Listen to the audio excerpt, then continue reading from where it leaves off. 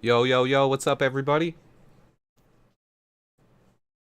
I got my boy Jordan Silvera will be joining here momentarily. What's up, Thrud? What's up, Plank? What's up, Ken? So this game uses NFL rules, right? Yes. But there are some odd rules with it as well. There's gonna be like, what's it called? 2 minute periods before at the end of every quarter. They want a chance to see these guys in the 2 minute drills. So that's one thing that's really unique is at the end of every quarter, each team gets a 2 minute drive. Yo, what's up, Dime? What's up, Enrico? Who else was in here? Scott's in here. Jonathan Russell. 4 Red Games. Did I miss anybody? Doug?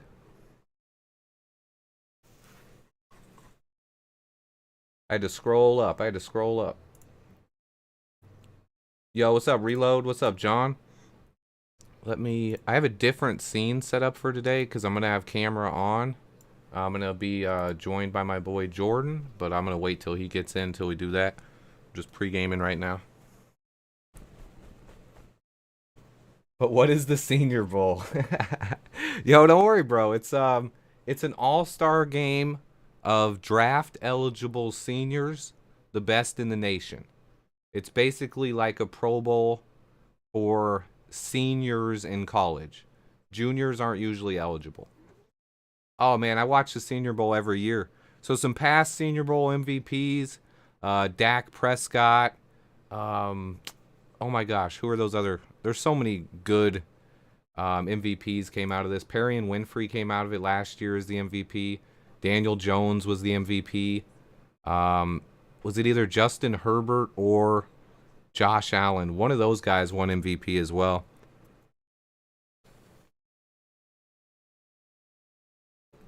Just a good place for the best players in college to come out here and show scouts that they can compete. One of the biggest things it is every year is for the small school guys, like the guys that didn't play at Alabama and stuff. The game's starting in about 15 minutes. So that would be 6'1" and 5/8. So the first number is the how many feet.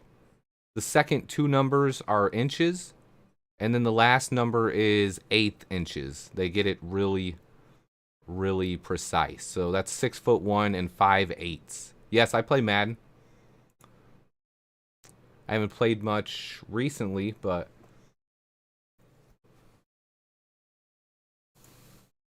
oh really? Yo, that sucks to hear, man. I love the Senior Bowl. I always think it's always fun. There's always guys. This is kind of like the I'm kind of framing my videos the same way that scouts do. Like a lot of people when you hear guys say that teams are already offering trades to the number 1 pick and stuff like that, most of that is entirely untrue because during the season, your coaches, your GM, those guys are focused on the season. They do take some scouting trips. But that's the scouts' job. After the season's over, the scouts meet with the coaches and the coordinators and the GM and the assistant GM, and that's when they begin to put their big boards together. And this Senior Bowl is really like the first big process of that, of scouts putting together their big boards, finding players they like. Beating the Packers 59-3. Love it, bro. And after this, it's really the scouting combine because that's where you'll get measurements. You'll get the players' measurements. You'll get 40 times. All those things take place at the Senior Bowl or the scouting combine. I'm sorry. Let me see. I'm just checking. Okay, Jordan said he'll be here in a little bit. That's good.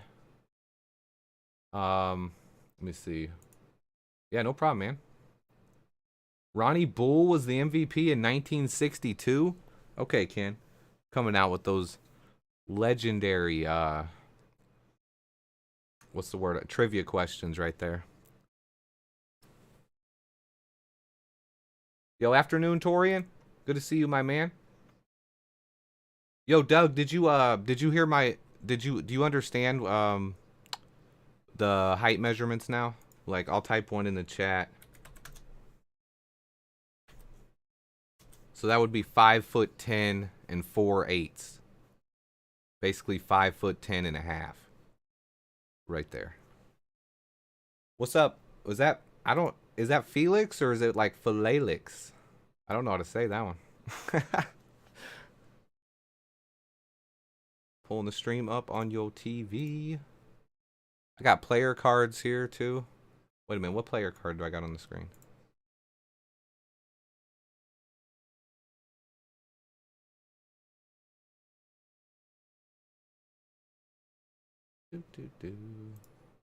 It's Felix? Okay. Yeah, I got that then. I got that.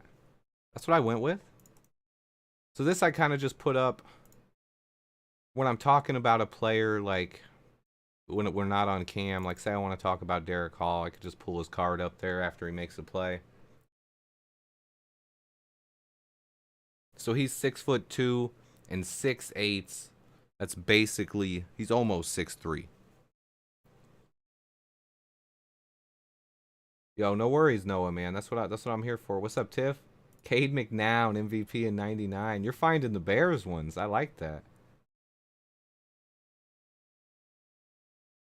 So many players. So that's what I did the video for this morning.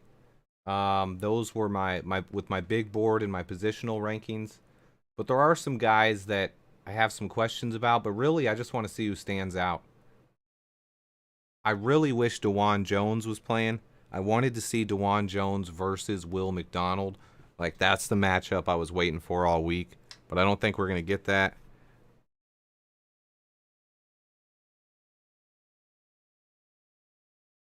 I don't expect DeJuan Jones to be playing today. Yeah, I think we'll draft a receiver at some point in the draft for sure, Dime. Matt Forte in 2018. Hey, there's a chance it could be a Tulane running back getting MVP today as well, because, I mean, Tyjae Spears, he had a big week. I mean, he was a guy that's hard to tackle for sure. Let me pull him up on the screen. My boy Tyjae. He's 5'9", 5'8", 204 pounds. Blazing fast. Man, it's really deep draft at corners and safety. I saw a lot of guys at both of those that I like. I don't know anybody off the top of my head that I would want us to target because I don't think we should take a corner or safety in the first 3 rounds. But I mean, if somebody's there that's, you know, shouldn't be there and he's the best player on the board, then yeah, I mean, we could do it.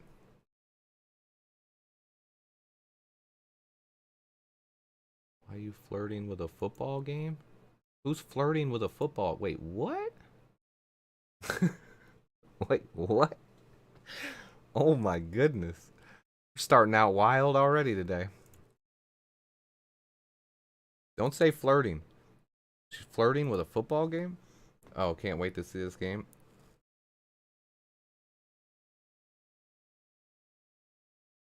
Don't say that. Don't say flirting in here. My girlfriend will be messaging me any minute now. She'll be like, who's flirting? Throwing eyes at me. So how you feel about Kayshon Boutte? I love Kayshon Boutte. What's good, Jordan? What's good? Hold on. You're not coming through yet. Hold on one second. Let me have you come through, and then I'll switch over. Oh, no worry. You know I'm pre-gaming. They can't see this.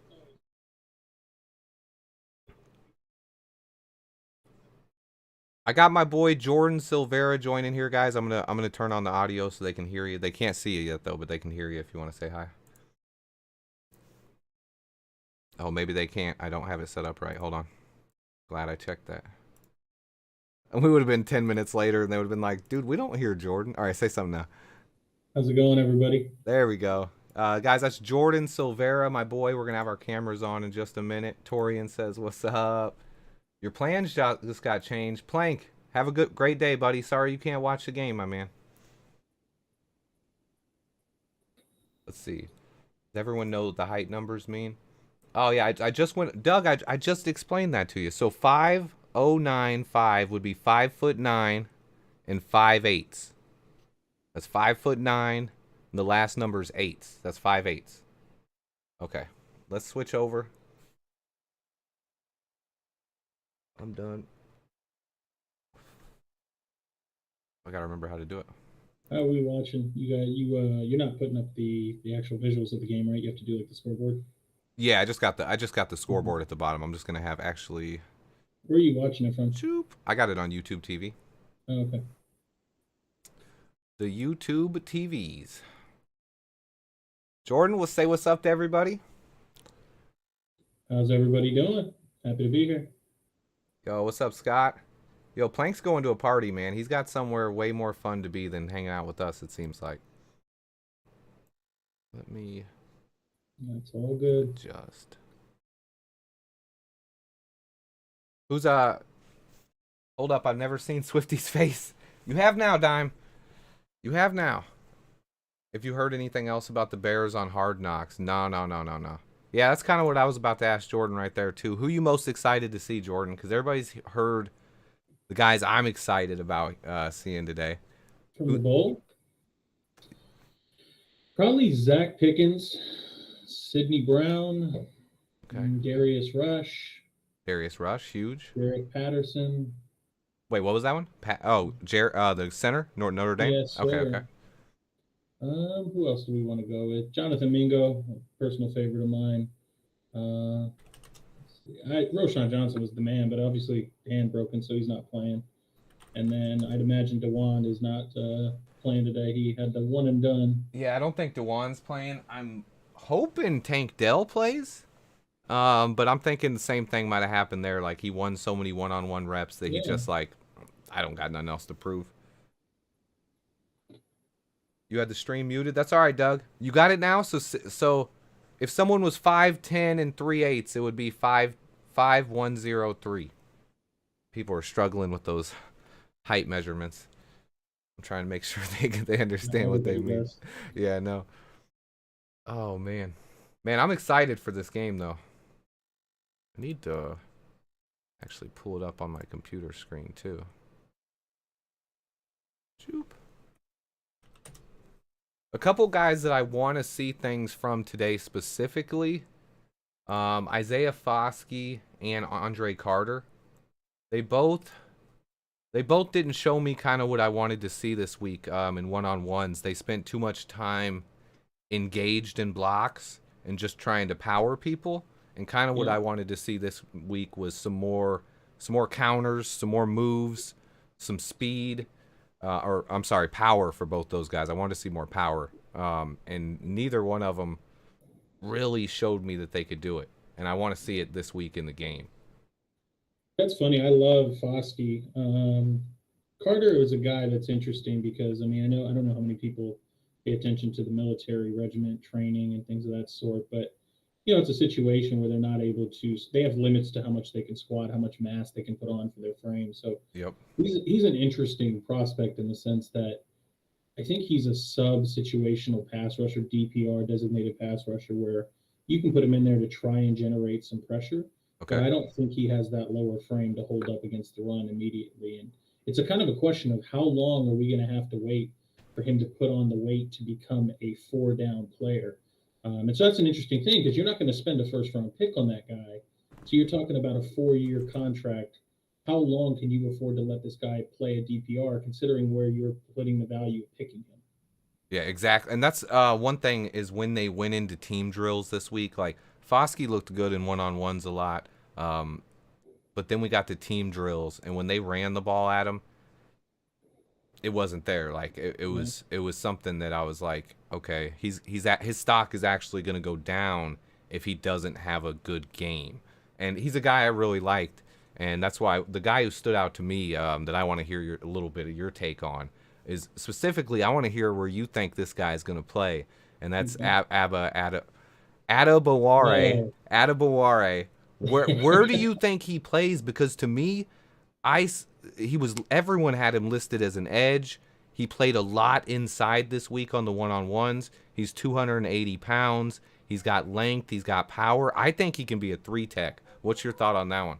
It's funny because we see it the same way. I mean, the beautiful thing, and this is where I had mentioned Jarrett Patterson a little earlier, and I know everybody's down on him. He had that rep where I forget who was blowing him up in the backfield, but it's a situation where I'm looking for versatility. So in the case of Adi, who you're talking about from Northwestern, that's just what I'm going to call him because otherwise I'm going to butcher his name worse than that. I've been Uh, practicing all week yeah, on his name. Yeah, I'm trying. I think he can slide outside if you want, but really, I'm with you because the whole thing about him is he's a freak. He's real short for his frame, and he's slight, but he's a powerful guy. It's not like he gets blown off the ball. And the beautiful thing about it is he's got those long arms, so he's able to just shoot them into the chest pads of an offensive lineman, lock them out, and then he's able to read and react and shuck a blocker in the way that I think you could absolutely play him inside. What I really think, and again, we were talking Bears here. Yes, we'd like him as a 3-tech, but to me, he's kind of got that.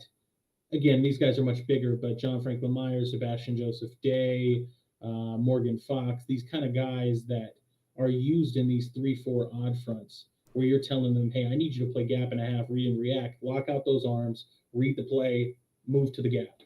Heck yeah. And I pulled his card up on the screen so people could see, too, that 35-inch arm length, 82 and 1/8 inch wingspan. He's 6'1" and 5/8, 284.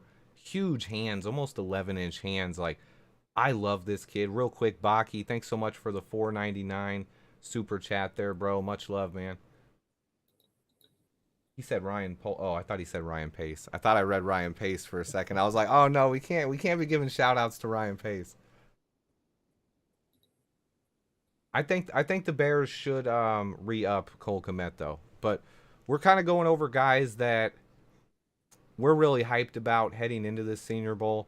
Adebawore is a guy that coming in, I mean, he was on my radar, but he stood out to me all week, and is a guy that I'm always kind of looking for these 3-techs. Until we have a 3-tech on the Bears, it's kind of something that I'm looking for Mm-hmm. 3-techs. And sometimes with 3-tech, they might be listed as a defensive end in a 3-4, and that's what people confuse with Draymond Jones. I think he's a 3-tech as well. But some of these guys, it just look when I'm looking at fits for 3-tech at the Senior Bowl, the two guys I saw were Adebawore and Keanu Benton. So let me get your thoughts on Benton as well. Yeah, Benton's an interesting guy. I mean, I think you saw me kind of talk a little bit about him on Twitter today. He's a guy that really reminds me of Akeem Hicks. And I mean, to a more recent extent, it's Christian Wilkins. I'm a guy that holds Akeem Hicks in high regard, and so you won't see me throw that comp around very often. As a matter of fact, the only guy I've ever really comped or considered to Akeem Hicks is Christian Wilkins, who had an awesome year last year. He's the D tackle from Clemson Ooh. and for the Dolphins. And Benton is that same type of guy to me. He's despite having a big frame and big body where you think, oh, okay, that guy can probably be the one. He's got enough explosiveness in his game to kind of wreck and not just fit the run, but generate pass rush in unique ways, playing kind of inside. And then again, if you even wanted that guy in the 5-tech and an odd front, you could do that. Oh, for sure. And it looks like the chat looks like they're hyped up about John Michael Smith and Steve Avila. We got some offensive line lovers in here, and that's one thing I love. Those guys, those were two of the guys that stood out all week. How much of Senior Bowl practice did you get to watch? I haven't actually spoke to you on Honestly, not as much as I'd like. it. Okay. I've been joking with people that I'm living in a hole, just working a lot, but I caught what I could. I know a lot of people are always high on John Michael Schmitz, which just makes sense. I want to be very clear. Like, I'm not down on him. I understand he's everybody's center one. He's not mine, but very good player. Had a great week. And then Steve Avila shouldn't be a shock to anybody. I mean, if you're sitting there watching the TCU tape, it makes sense. Oh yeah, I think the one thing with John Michael Schmidt, to me, coming into this process, I was like you. I wasn't as high on him as everybody else. I was like, this guy is might be a little overrated, and I was a little higher on some of the under the radar guys like the Patterson, the Jarrett Pattersons, the what's the Arkansas guy? Stromberg, Yeah, Ricky Stromberg, and Ricky then Stromberg. Oluwatimi. Like, I was just high on a lot of other centers that haven't got as much attention, but this week, especially in 1v1s all week long, like, he's just been John Michael Schmitz has been probably the best center in the game by far out there. Game Yeah, starts no, any minute now. It was supposed to kick off at 2:30. I think 2:38 was official start time.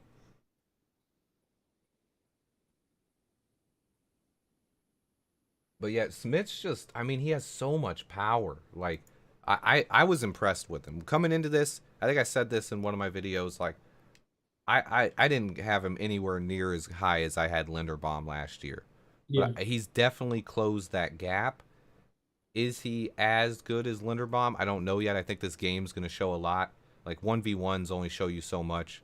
I want to see what he does in the game. So, I mean, but it's good to hear your thoughts on him as well. yeah. I think the thing with him that's important to remember, and again, I don't think that this is it's not a bad thing, but we got so much stuff talked about Velus Jones when he was drafted because you got this 25-year-old rookie, and the thing with John Michael Schmitz is he's going to come in at 25.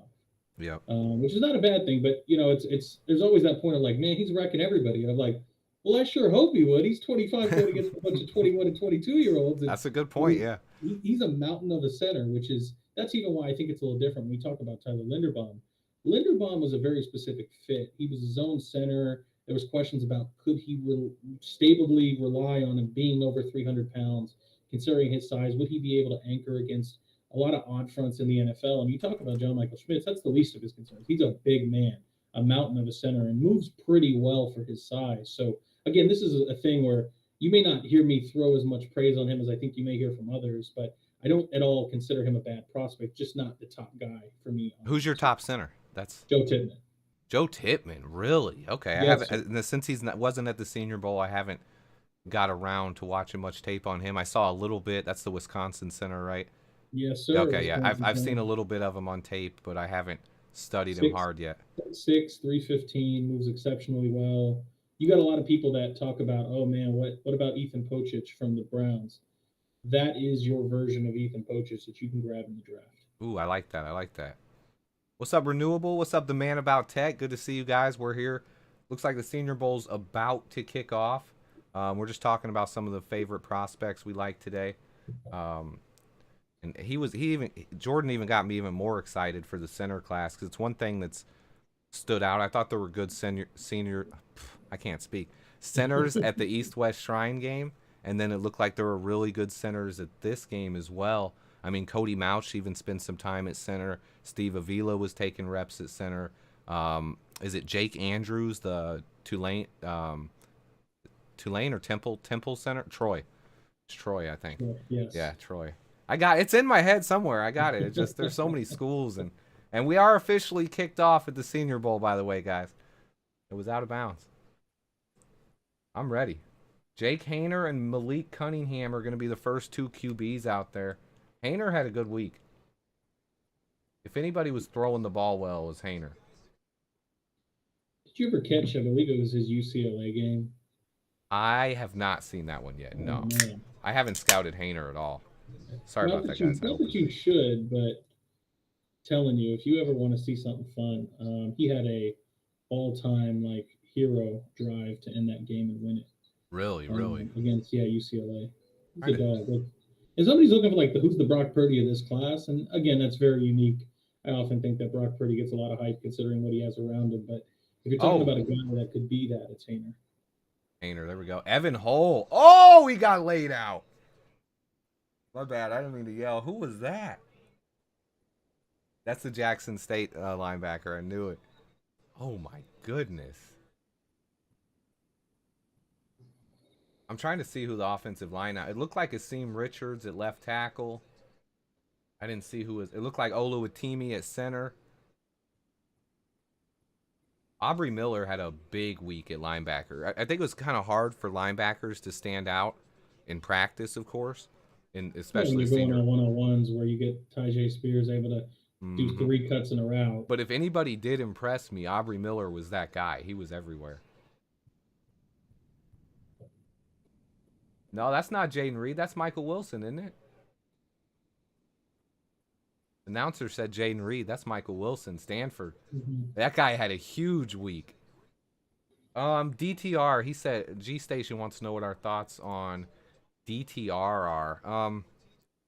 I was Yeah, I'll high let you on go him first. as a late round prospect coming into the week. He was terrible at practice in the Shrine Bowl. And other than 2 or 3 plays in the game, he just didn't impress me very much. I still like him. He was one of my favorite players to watch in the game, but he just didn't look very good. To me, it's funny, and DTR has been a guy that I've been high on for seemingly months now. Is kind of that late day three potential UDFA target that fits in behind Justin Fields, and I actually think that you're going to probably find some team that snags him. I don't think he goes as an undrafted, and you see if you can maybe groom him up into something. Think of like that Snoop Huntley role in Baltimore. Like for example, Gardner Minshew is going to be a free agent. If you're Philly, why would you not spend one of those compensatory picks to grab him as a backup? Or if you're the 49ers and you really think Trey Lance is your guy, then maybe you want to have a DTR as the backup there. Oh yeah, okay. And we're talking obviously Chicago. I think that guy fits, but you have to question about is he even going to be there? Because I do think as much as he had a bad Shrine Bowl practice, he presents a unique skill set that are you really going to take? And I like Jake Hayner, but are you going to take Jake Hayner or Malik Cunningham over DTR? Ooh, Aiden O'Connell? Probably not. you guys are about to see my cat jump. Oh. Looks like they're driving into the red zone here. Oluwatimi's at center. I can't tell that right tackle is. They got the Chattanooga guard in there. Ainer. Whew. Oh man, which team do we? Hey, we're rooting for the American team, simply because it's coached by Luke Getzey. So I mean, hey, what's going on? Who said yo? Daniel Barry Sports. What's up, my man?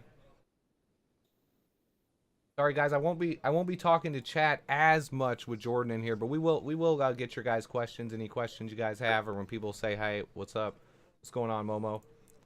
Yeah, the American teams in the white jerseys. We're about to get scored on. This is what I wanted to see though. I wanted to see some offense. I was worried that the quarterbacks might Yeah, hold it back. hamstring it. Yeah. So I'm good to see the offense moving. Um, what's that guy's name from Stanford? Was that Michael Wilson?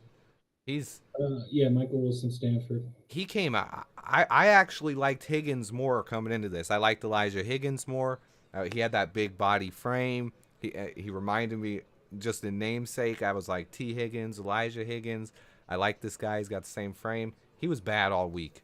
Um, Michael Wilson was probably the best receiver out there that hasn't got as much hype. Well, the problem is he hasn't been able to stay healthy at Hmm. Stanford. So he looks good now and he looks healthy, and we'll see what that results in. To me, I'm curious if you have a comp for him, but to me, I see a guy that's kind of like a Mac Hollins, Okay. um, kind of one of those like wide receiver three, bigger bodies that moves well for his size. Again, not that he's some huge frame, but he's Oh, certainly not. In this class of small receivers, he's not that guy. we didn't get to see it there because Isaiah Land blew up the play, but Oluwatimi had a pancake there. Big pancake from Oluwatimi. You love to see that. Isaiah Lands looked like a good linebacker though as well. Trying to. How do the lines look to y'all? What do you mean? The offensive lines? Those are the strengths in this game. Both lines. Strengths are in the trenches, in my opinion. Oh, they got some kind of penalty going on out there. All right, we got a minute to talk now. They got a penalty. They're kind of driving down the field though. Jake Hayner's moving this national offense right down the field. They got Josh Wiley out there. He's a freakish tight end. Yeah, I'm a big fan of him. It's funny because as much as I will always tell you if I'm high on somebody a little earlier, I had to give Berlusimo a shout out. I think he was the guy that I first saw really repping him months ago. On And Josh Wiley. Wiley, yeah, Wiley's an exciting prospect. Oh, I liked him last year with he had actually a much better year last year with Desmond Ritter. Mm-hmm. This year they did for some reason UC just I mean their passing game never got going without They Ritter there. happened to be missing my QB1 from last year. That was the problem. Yeah. And that's kind of where their receiver Trey Turner's actually looked really good out here as well. Kind of a little speedster. Doesn't have much size though. The mock Did you have a drafts. favorite prospect from this week of practice that you're higher Will on now? McDonald. Yeah. Yeah, Will McDonald was insane this week. Oh, that's a touchdown. That might be push off though. That's Jaden Reed. There's Jaden Reed for everybody. Yeah, he might have pushed off. He looked a little too open to me. As far as Hayner, I mean Hayner might not be a bad 6th-round pick. I'm telling you, like you want to. I'm not going to give you a ton of homework, but a little homework for you at the end of this, or halftime, whatever you want to do. You can probably find a clip on YouTube of like just a mashup of play after play after play. Of Took the Hayner, that drive. last drive versus UCLA. UCLA. Okay. It's incredible. Yeah, I'm trying to watch. Oh, he was going against Tyreek Stevenson here. Oh no, that's a pick. That's a pick play.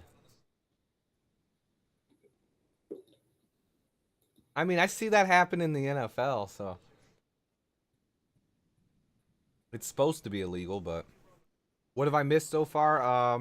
Just the national team moving downfield. Evan Hall at running back, or Evan Hall, Northwestern, killing it. Wait a minute. Oh, they went for Michael Wilson again.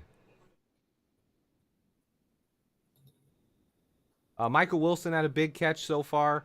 Evan Holes had a couple big runs. And then they had a Jaden Reed touchdown, but there was PI, so. Looks like they're going to kick 3. Oh. You got the game on, Jordan? I'm trying to get it on right now. Okay. I'm struggling to get it on. He's like, I'm struggling here, man. But you know me, I'm somewhat of a student, so I can talk to you about prospects. Oh, yeah, for sure. But So far, they settled for 3. It's going to be National going up 3-0 is going to be the score here. Let me...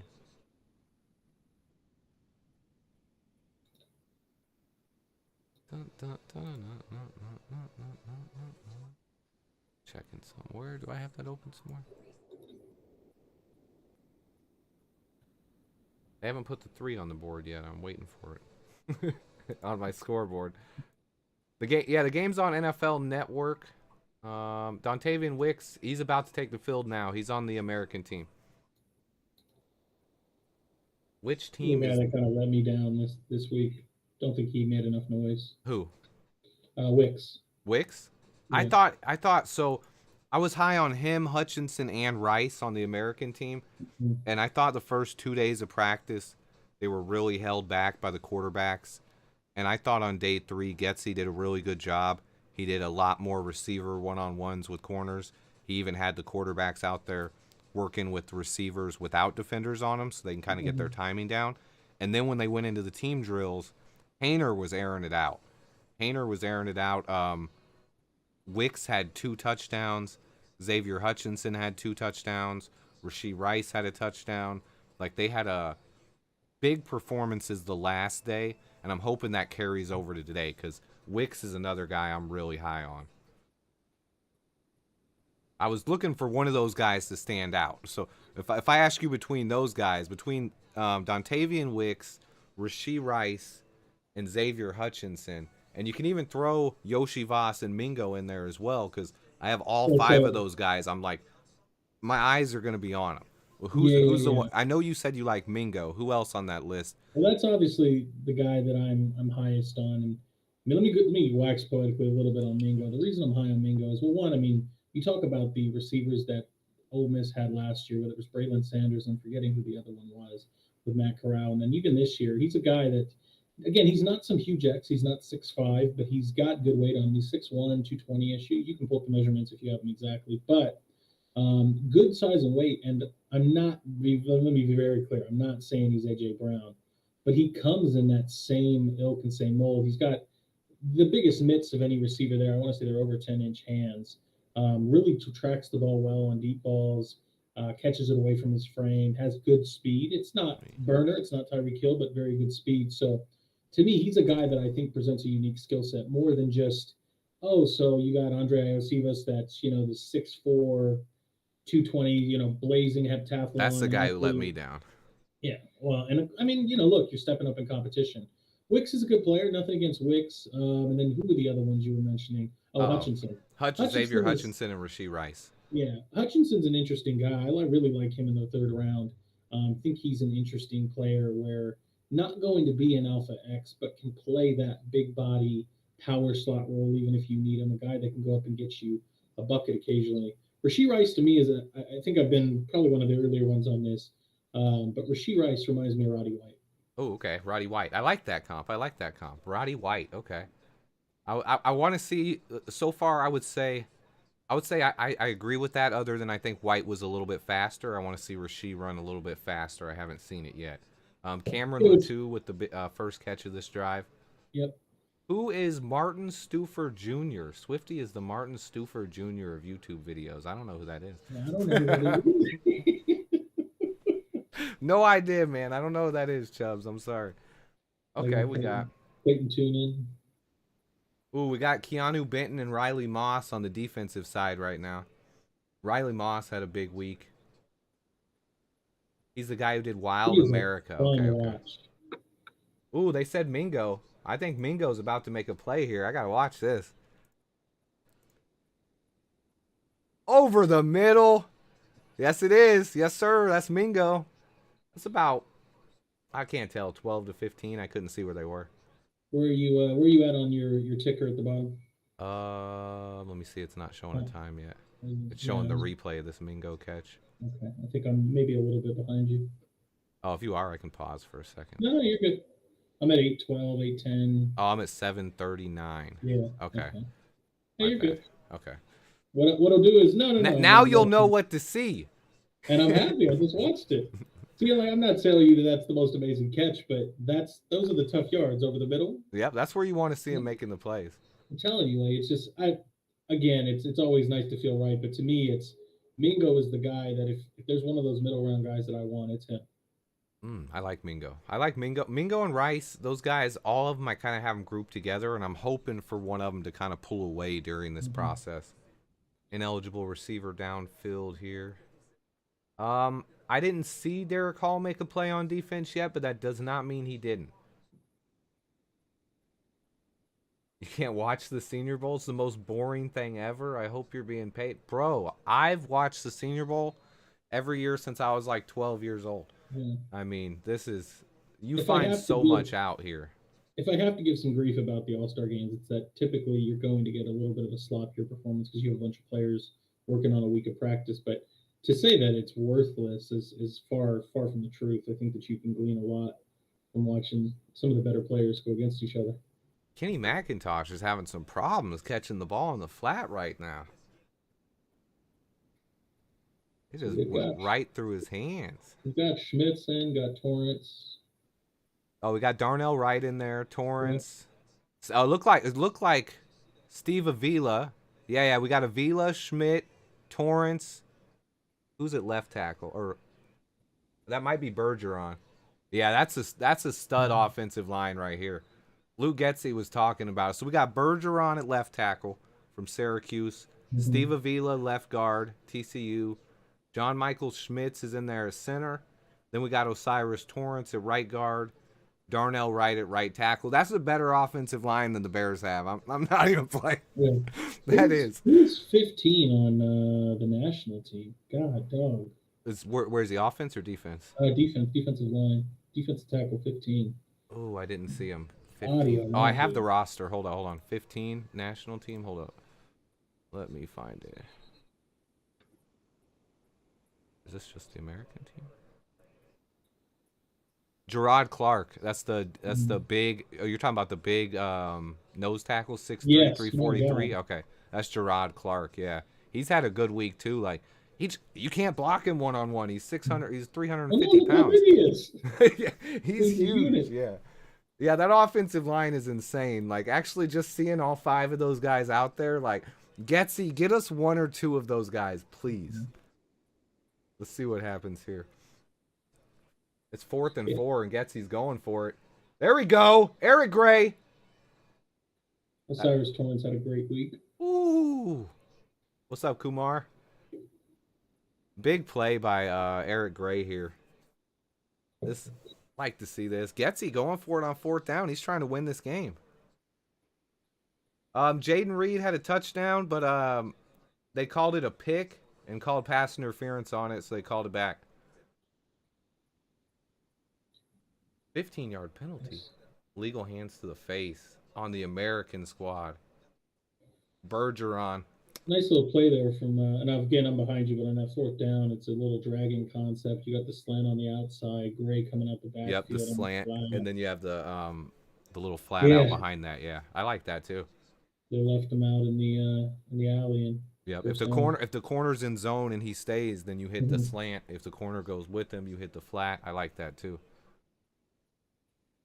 National team's coaching staff not very good. I don't know if I agree with that. I heard some good coaching points out there when they were mic'd up this week, but the only thing I didn't see is in the last practice they didn't air it out. They didn't have Malik Cunningham the first day, so the national team actually with only two QBs on day one threw the ball the most. But then day two and day three, after Malik came out there, it's like all three of their quarterbacks decided to start tucking and running and stop taking chances downfield. And that's what I'm worried about with the national team is I need to see some better quarterback play. That is a beautiful punt. Yeah, that was a beautiful My punt. God, I don't even know who the punter was. That's the one position I didn't scout. We got Trenton Gill. I don't care looked about like any of these Rutgers. punters.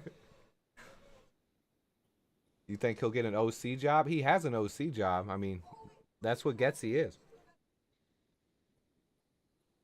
John Michael Schmitz looked good. I mean, he's only had a I think couple what you're plays. hoping, I think what you're hoping for with the centers here is that you just don't want to see interior pressure. Yeah. I don't think you're going to see anything exotic where you're going to see the center pulling out, Um, leading out. they had him pulling on screens all week.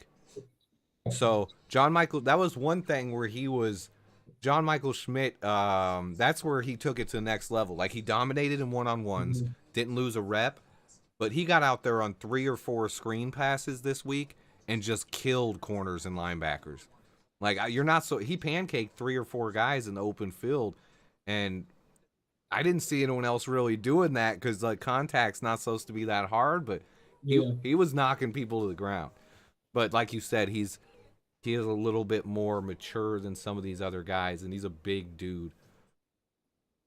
Late round picks, any edge rushers jumping off that could be late round picks. So yeah, actually, not from this game, but I bet Jordan can say something about this guy as well from the East West BJ, Shrine game. BJ B.J. Thompson. Thompson, yeah, Yeah. B.J. Thompson, he looked good all week, and he had a good game as well. So he's a guy to watch out Hey, for late. Murphy from Ferris State had a real nice game there too. From where? I believe Ferris State. Peril State. Okay. I haven't seen Tank Dell yet. I'm imagining he's not playing, honestly. He had too good a week in practice. He was like, I'm done. I got to tell you, I was really disappointed to see that was the case with Dewan because I know you know how high I've been on him, and I That get it from a business perspective, but it's like, come on, man. I get it too. They were saying concussion like symptoms the second day. The good thing is like some of the other guys who pulled out though, he didn't leave. He was on the Mm-hmm. field and in all the offensive line drills. A lot of times when they were doing the one-on-ones, he was standing right next to the guy who was instructing the lineman. So he at least stayed in it, and I like to see that. Yeah, But I did absolutely. want to see him versus Will McDonald. What is this? All right, I'm trying to see who's out there now. Payne Durham. Where do you got Jaden going? With how fast he ran, if he runs like a 4.340, like he's going in the second round. Mm-hmm. Let me see. I got Ali Gay out there. I love Ali Gay. Ali Gay, yeah, I like Ali Gay. Let me try to see who's on this national D line that I like. I remember there was a lot of guys on here I liked. I think that's Okay. DJ Dell at tackle. Yeah, you got Derek Hall out there. Oh, Derek Hall is out there. You're right. Ooh, got too much going on. I got. There's Hayner. They got Jaden Reed out there. Chase Brown in at running back. He disappointed me a little bit this week. Why his brother Sidney Brown Oh was my one of the God. most impressive players out there. Chase Brown I still really like, but he dropped way too many passes and had 3 fumbles out there. So he just wasn't as good. The guy I'm watching right now is Oluwatimi though. I'm watching that center. Where's Derek? Is Derek Hall a DT? No, D end playing like outside backer for them. Wait, look on this next play and tell me. Maybe I'm tripping. I thought I saw the Auburn helmet at defensive tackle. They may have put in like a NASCAR package. They may have moved him inside. Jaden Reed with a big catch. Yeah, it looked like they had an Old Miss at DE on that one. Let me see. That Wait was for the Tavius Robinson was at defensive end on this next play. Yeah, no, Derek Cole's inside on that play that you Okay, were that's what I referring to. thought. Yeah, I was watching Derek Hall on that one. I like Jake Moody, Foster. You won't hear me talk too much about kickers, but hey, I like Jake Moody. I'll tell you, I mean, it shouldn't be a surprise, but that's what you want to see is when Jaden Reed's been kicking ass all week, comes in and just works somebody on that over route. Ooh. Who's the DB on that, the LSU corner? That was Jay Ward? Yeah, that's Ward. The LSU corner's Ward. Derek Hall making the tackle. Yeah, Derek Hall's a guy like I had him behind Foskey and who's the other Carter coming into this process, but I think Hall passed him up in my mind, at least so far this week. I'm gonna watch this game like 4 times. Obviously, right now, I'm talking. I'm gonna play behind you, and not to make it sound like Zach Pickens just wrecked it, but did a good job fighting the double team to secure the No, I tackle like there. that. Yeah, tell me what you see, because that's what I like to see. I want to have another set of eyes on this because I'm all over the place. I'm reading chat. I'm trying to You figure. talk about like three techs that I like. Zach Pickens is my guy, That and he's one of those guys that's the undersized like Aaron Donald that I like. Mhm. Chase Brown first down.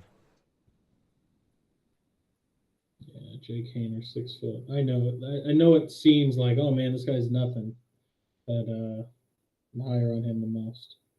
Here, let me post this in the chat. Here, if anybody wants, you guys can ask me who someone's number is if you want, but that link right there, if you want to pull up players' numbers, that's everyone with their numbers. Oh, there are players with the same number on the same team. Like I mean, number 11 on the American, you got Ali Gay and Rasheed Rice, but one's on offense, one's on defense, so it's usually not hard to tell the difference. But yeah, there's a lot of guys out there. They're gonna be moving parts, switching guys in all game. So Jordan's my backup here. He's watching the plays of play behind. He'll tell me what he sees. I actually don't mind that method. You just, it's almost like I get a preview of what I'm looking for the next one. Like if you're like, oh, Mingo's coming up here. He's like, "Oh, it's a run play. All right, I'm Yeah, watching the interior." exactly. Yeah. No, Exactly. You I guys get that. know. Yeah, that's what during the week. One thing that I was able to do is they actually had 2 different feeds of the Senior Bowl. So I had Mhm. the NFL Plus right in front of me, and then on my TV next to me, I would have the NFL Network one, and that one would show a lot of times while they're showing the offensive line on NFL Plus, they're Mhm. showing the receivers over there, or they'll show what happened here, but like 15 to 20 seconds later. So Yeah. anytime there was a play and I was like, "Ooh, I want to see that again," I'll just look over there. Oh, you're a play behind too, Foster? You're always ahead of me, man. About time Foster's behind me. He was ahead of me all year for Bears games, man. And I'll tell Oh, you, I'm big on JL Skinner too. Seemed like he had a pretty good week. he had a pretty good week, yeah. It's And Daniel Scott, another guy I'm high. See, this is the problem, Eastwood. Do you know how much I love safeties? And the sad part is we just don't really have room for safeties anymore with Eddie Jackson and Brisker. that's I the would thing. not There to were say they some wouldn't take a safeties I low liked, flyer. yeah, but it's I'm big on Scott, Daniel Scott, JL Skinner, Sidney Brown. Riley Moss to me is obviously a corner, but oh, when you talk about like Ronnie Hickman, big fan of him. I like Ronnie Hickman. I love Trey Dean at the Shrine Bowl. Who was the other safety that really stood out to me? Oh, Jamie Robinson this week. Yep, And I know a lot of people call him Jamie, but I've called him Jamie for like 5 years because I followed him when he. that's how the name is spelled. Yeah, it's Jammy to me, man, and it's a good name for a corner right, or a safety. I mean, jam. I mean, you jamming people at the line. I mean, I like it. Let's see. Oh, Chris Smith, obviously, Chris Smith, Georgia. He was killer all week. He's, you know what? It's funny. He's a unique prospect to me. I see him kind of like a Swiss Army knife in that Tyron Matthew role, in the sense that he certainly can play safety, but I almost like him better in that nickel role, kind of Minka, if you will. Ooh. Not in that same way that like Jay, because if you talk about guys that play in the box like a Jalen Petrie, very different. But to me, I can't help but look at a guy Ooh. Byron Young with a good play here. let me watch this. D line, yeah. Byron Young. He's it was cool because I got to see Getsy kind of behind the scenes with both Byron Youngs, and he called the Alabama Byron Young Big Byron. He was Big Byron, Mhm. and then he just called Byron, and both of them look pretty impressive. Like I had both of them on my radar, but honestly, hadn't watched too much tape on either one yet. Ooh. Olatini had a nice little. I mean, that was wide zone, and Pickens was on him, and didn't go anywhere for Chase Brown, but good movement. They got Cody Mausch, Asim Richards, Oluwatimi. The strength here. So when you see this, when the national team has the ball, their offensive line is pretty Yep. good, and the Americans' D line is pretty good. So it's a good matchup. But the real strength is when the American team has the ball, their offensive line versus the Nuts. D line of the national team. That's where it's at. It's heavyweight matchups out there.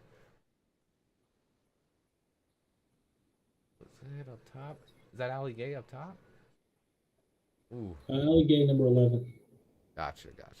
He's a freak too. I mean, he's hard to miss. He's 6'6", Yeah. 250. There's so many freaks out there this week, though, man. Got my man Don Burr in the chat, repping up Brad Holmes. There's head of the Painters trying to be the Purdy. Hey, Painters. I'm telling you, audience, you want. I'll give it to you, Swift. I'll give it to the audience too. Go watch that last drive versus UCLA, and then tell me you're not like, okay, I want that guy on my team. Yeah, no, I He mean, got. He got. I mean, I'll give you the little spoiler report. He got the crap beaten out of him. Was like doing the whole Justin Fields. I'm limping off the field, but still delivering dimes to win the game for his team. that's not fun, man. Nobody likes to see that. Cowboys just hired Brian Schottenheimer. Oh, offensive coordinator. Hmm, interesting. Got to have a Schottenheimer in the I always love seeing the punter who's got the goggles on. Think of like Rigoberto Sanchez. the punters with the Yeah. goggles. Yep. Oh man, you gotta love those guys. What are they showing here? Chiefs who played in the Senior Bowl. Kadarius Toney, Creed Humphrey, Trey Smith. Some talent, man. Talent. Yeah, OC. That's what I figured.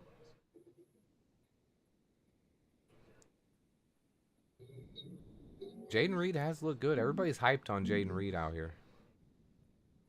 He's been that guy this week. That's one thing is Indeed. when you show the speed, when you're the fastest guy out there all week. Ooh, that was Lonnie Phelps, I think, with the pressure on this next one. Yup. Mhm. Oh, he beats Darnell Wright. Oh, dang. They're coming. They're coming. That D line is. Ooh. Third down. Come on, Getsy squad. There it is. Nope.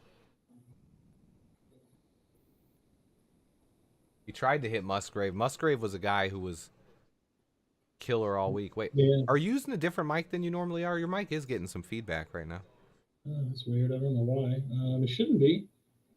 Oh, it's all good. It's not bad. I heard Okay. it there for a second when none of us were talking for a minute. It was just kind of coming Got the through. unique side where I've got the big screen in front of me, and then if you see me looking over there, because that's where the laptop is when I'm watching the game. So Oh yeah. That's me too.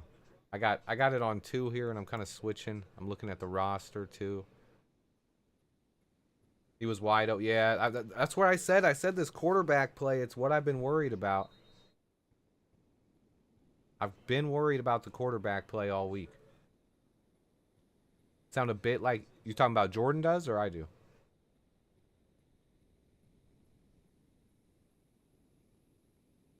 Here comes the long snapper. So far, this has been kind of like the Shrine Bowl was.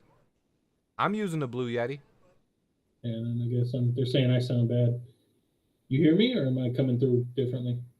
Um, you sound good. I do. It does sound like some kind of like feedback is coming through though. Hmm. That's not normally there because I've talked to you multiple times. I've never heard it before, but I do. Let me put both ears on. Let's see. Still talking. Check. Mic check. 1 1 1 1 1. Mic sounds okay. It's like when you're not talking, it's picking something up. I don't know. Strange. Where can I watch the game instead of NFL Network? I don't know. How's my No, audio so clean? I don't know, man. that was my problem, Swifty. Is I was like, oh, it should be on NFL Plus, right? That's why I pay for it. It should be there, and they don't have it I there. think they'll have it on afterwards. Um, there will be different ways to watch it after today, but I'll definitely be able to find some all 22 footage later. But Doug saying he's not at all getting tempted to draft Clayton Tune. Hey, Clayton Tune's an interesting prospect in the sense that you talk about all those Houston quarterbacks, or even just Jake Haener from Fresno State. Clayton Tune's got all the size that you want from a quarterback prospect, decently athletic.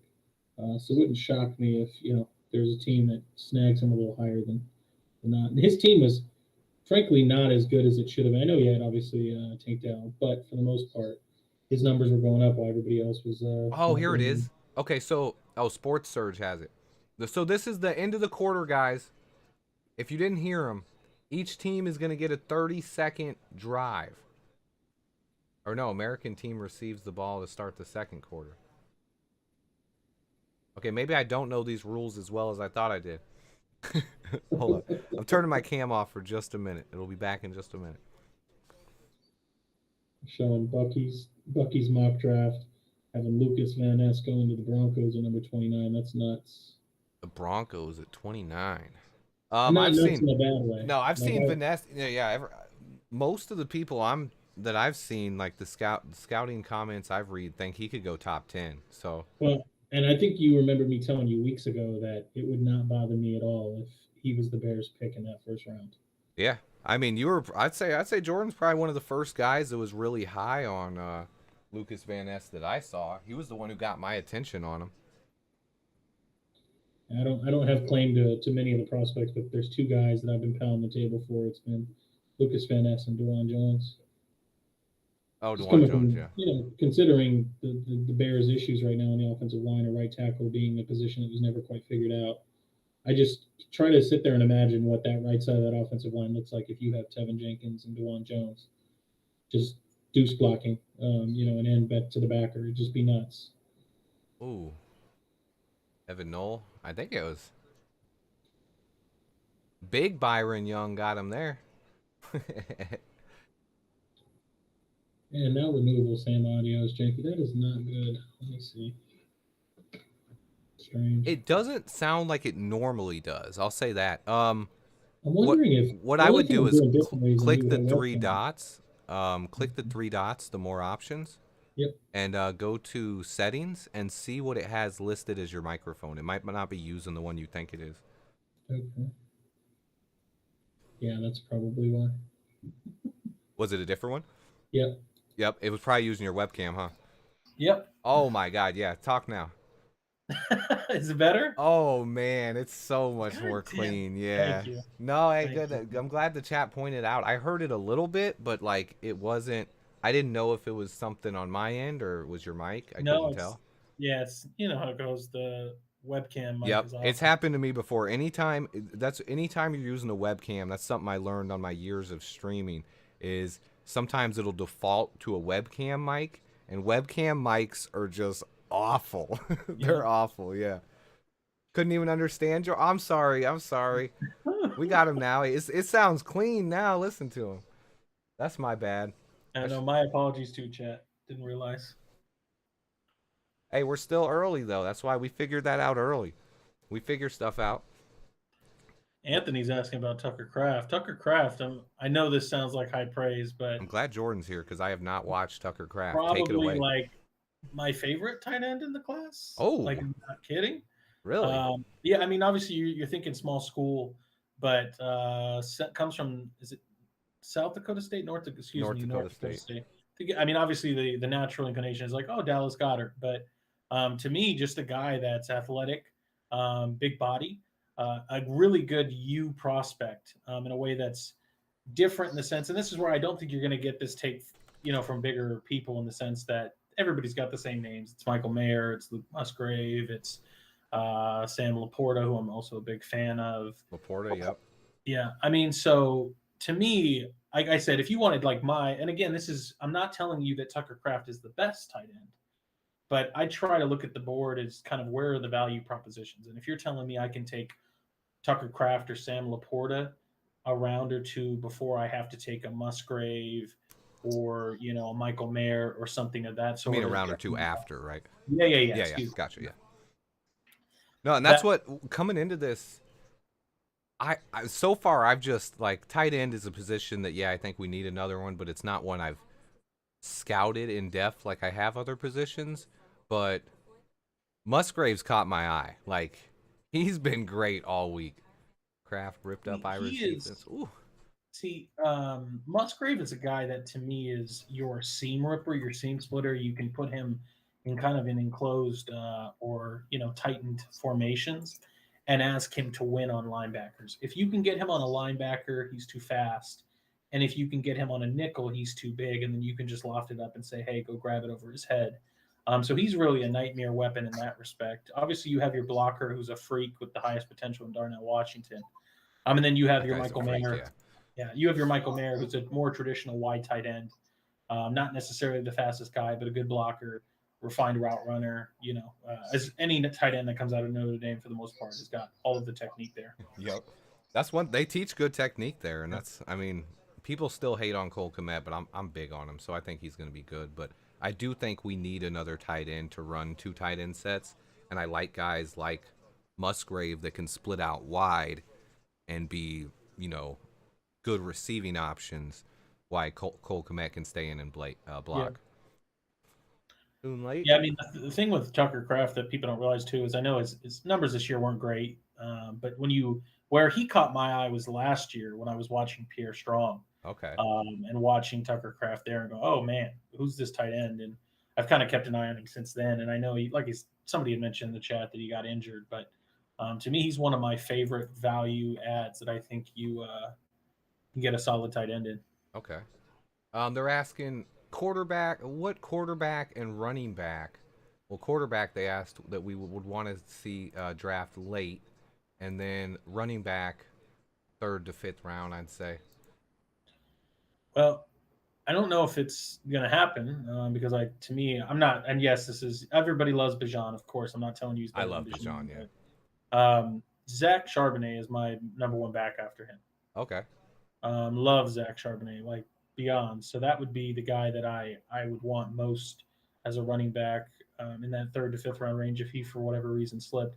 Other than that, Roschon Johnson would be another option for me. Dang, I wanted to see him more this week. He got hurt and left Senior Bowl. He was there the first day. Haven't seen him since then. And then, of course, when you talk about quarterbacks, if you're looking to fit the Justin Fields mold, which I think is always hard to say because nobody's quite Justin Fields. Yeah, exactly. I'm saying, you're going DTR, you're going Malik Cunningham. But Malik Cunningham, to me, is he's an interesting guy. I'm not sure I see him as, a quarterback full time. And I don't mean that as like, oh, he needs to play wide receiver or anything, just that he's small. He is a slight player.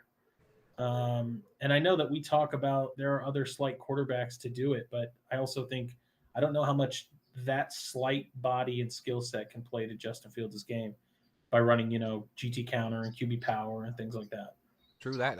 J2K, he said he doesn't get the draft to QB talk. No one in that mindset is trying to replace Justin Fields. I think the mindset there is we have a quarterback that is so athletic and mobile that they want to have a backup that also brings, while not the same skill set, because like Jordan said, nobody's that talented, you can get a discounted version as a backup, someone who has some athleticism and some mobility.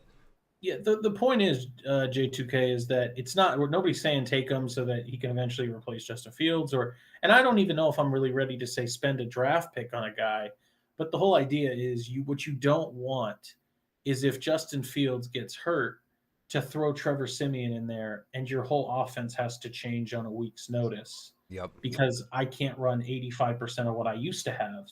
Whereas if you have a guy with some mobility, a guy that can create with his legs, maybe is a better deep ball thrower. I don't have to change the route distribution and concepts I'm running. That helps me if Justin Fields goes down. Yeah, and like Neo just said it here, the Ravens have done a really good job at that. They have athletic running quarterbacks to back Yep. up Lamar, and that's why I think Malik Cunningham would be perfect there as well. But one of those guys that have the same skill set, they don't have to change their offense. Yo, Swift, can you talk about how Brad Holmes is killing every draft? Hey, Don, I appreciate you watching, man, but no, we ain't got nothing to say about that. Thanks, Nick. I'll give him a little shot. I mean, I think Don and I don't always see eye to eye on things, but I think when he first encountered me, I was very complimentary of what the Lions have done and the way they built that team, and I think you're starting to see it pay off. Yeah, I think Simeon might be cut. Simeon might be cut though. So I mean, he could be here, but he might be cut. And another point there, I think there's a lot of quarterbacks in this draft. There could be some guys we can get late, maybe even undrafted, that could fill that mold and maybe surprise. What are your thoughts on my last comment? Let me go up, Anthony. I don't know if I saw it. With the Dolphins moving on for Mike Gesicki, what tight end in this draft in the second or third round do you see fitting in that scheme that Mike McDaniels runs? Ooh. You want to take that one, Jordan? Yeah, Durham Payne from Durham Payne. Purdue. Yep. Yep. To me, that's when you're talking about, and Laporte is a good example too, but the issue with Mike Gesicki and the reason it didn't work is that he is about as U tight end as it gets. He's the Jimmy Graham mold. I'm not going to really throw much blocks. That's not really my game, but I'm an incredible receiver and I'm somewhat of a mismatch. Kind of like that Tucker Kraft Tucker Kraft, Luke Musgrave role that we were talking about. And when you talk about Mike McDaniel running that wide zone San Francisco Shanahan scheme, you can't have tight ends that aren't willing to put their nose in the dirt and do some of the dirty work and the dirty laundry blocking. And so, to me, if you're looking for tight ends, you're going to need probably more of a traditional Y, kind of in that Durham Smythe role, but maybe with a little more juice. I like that. And the American team here, they're rotating two running backs that intrigue me a little bit. They just gave the ball to Kenny McIntosh, Yep. who's played pretty well, and then a little play action here to Tyjae Spears on the next play. Ooh, I actually like this next one. We get to see Musgrave there, boys. Yeah, Spears' helmet looks cool. Hey, Spears been lighting people up all week, man. Everybody loves the green wave.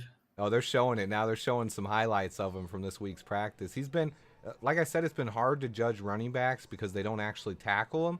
But when he runs, like some of the running backs, like they run through the contact anyway and they keep going. But Tyjae wasn't touched most of the time. Like he was he was breaking people's ankles out there. I mean, I'll tell you one guy I love that I don't think is getting enough publicity, and I mean, everybody wants to talk about DeJuan Jones or Darnell Wright, and believe me, I'm DeJuan Jones all the way, and Darnell Wright's a great player, but Wanya Morris is a guy that if you're missing out on right tackle early in the draft, I don't think you're doing too bad if you pick up Wanya Morris later. I talked about Wanye this week. I thought he had a really good week. He played tough. He looked really tough out there at times. This next play you're going to see here, I don't know what they're trying. Some kind of trick play with Yoshi Voss. I think he was supposed to throw it to Tyjae Spears maybe. But, yeah, nothing happened there. Good play coming up. Thought that was Tyreek Stevenson. It wasn't. We got Riley Moss out there. It's to me, and I know I'm not. I promise it's not trying to be a lazy comparison, but when you're talking about, is it Yoshi Voss or Iosivas? Yoshi Voss. So Yoshi Voss, the thing with me is, and I know it sounds lazy, but I think his role is kind of in that Christian Watson, Jameson Williams thing. And I'm not even telling you that he's That's in the the same guy. role. I saw a lot of comparisons too, and I expected him to make a big jump this week. I think part of it was, yeah, some people have said he's got the small hands. He didn't. He dropped a lot of passes this week, and he just didn't get open. So I'm hoping he makes some plays in this game because he's a guy And so I that's really what like. I'm saying. Don't get me wrong. I'm not telling you he's even half of those guys, whether it be a Jameson Williams or even a Christian Watson. And obviously, he didn't show up this week. But to me, when I'm always trying to think beyond just the Senior Bowl week, what does he translate to at the next level to start? And I think to me, it's kind of what I had wished Velus Jones had an opportunity to be, which I think with Yoshi Voss, you're looking to get him the ball on kind of schemed or gadget plays. Can we get him on a reverse? Can we get him on an end around? Can we throw him a screen? What about a tunnel screen?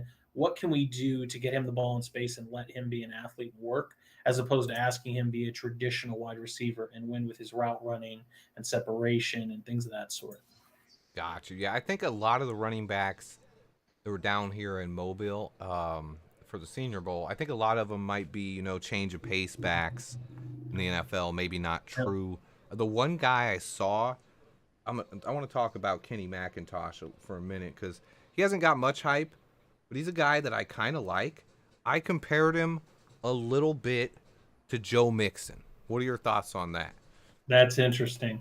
I mean, I see it in some ways because the thing that I don't think people gave Joe Mixon enough time with A little bit less power. Let me say that though. Yeah, well, and that's probably the difference.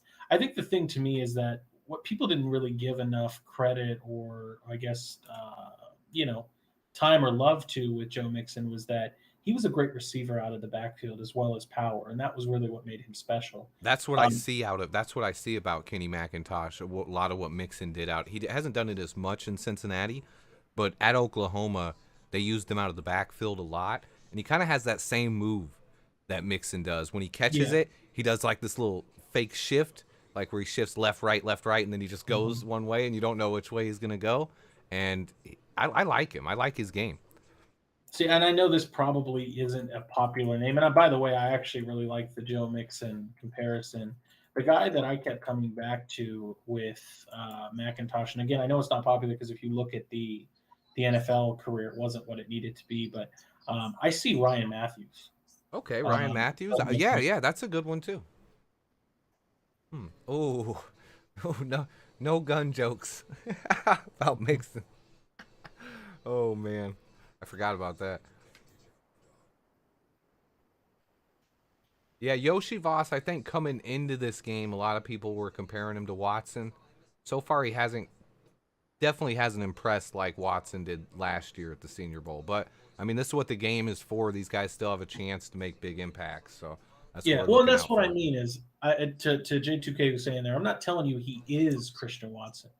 Just that role should be the same. He's a guy that clearly has speed, clearly is athletic, has a big body, can maybe break a few tackles in space. But I don't think, again, we're always trying to play people to their roles. I don't want to sit there and ask him to be a slot extraordinaire or to kill people with his footwork and his route running. That's just not him. Got you, yep. Kickers, I mean, we haven't really been able to tell. Obviously, they're making field goals. The only points we got so far are field goals. But the kicker that impressed me was in the Shrine Bowl, Jake Moody. I mean, he nailed two Yep. 51-yarders. He hit 4 field goals. He was the guy I liked going into it. If we draft a kicker, give me Jake Moody. But it's a kicker. I mean, I'm not going to put too much weight into it.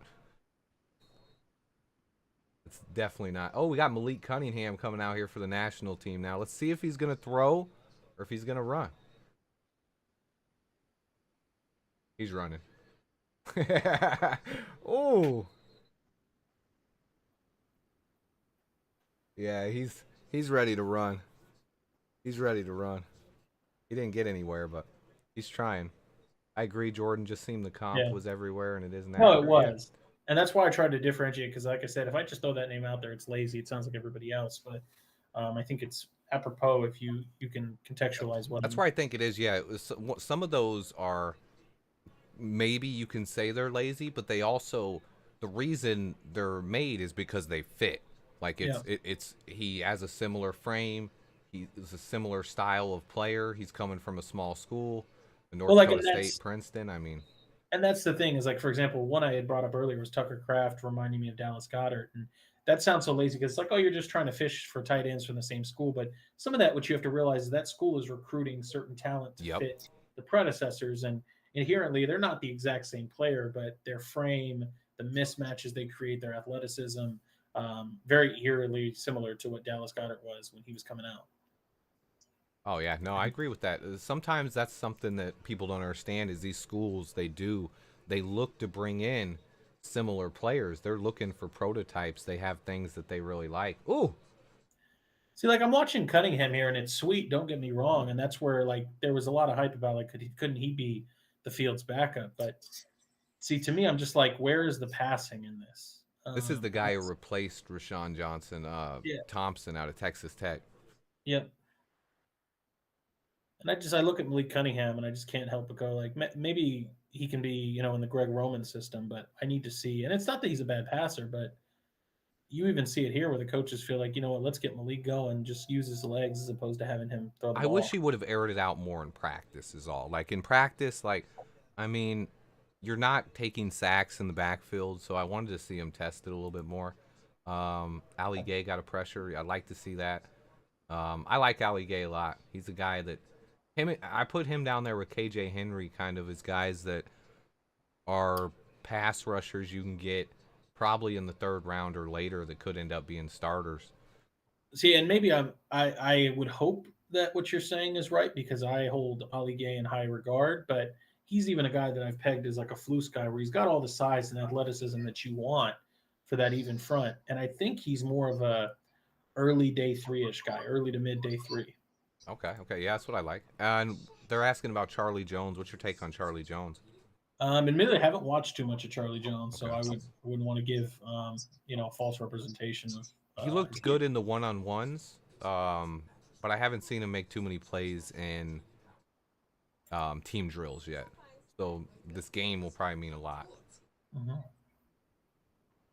But he's fast. He's fast. That's one thing you can say for sure. Most of these receivers are fast.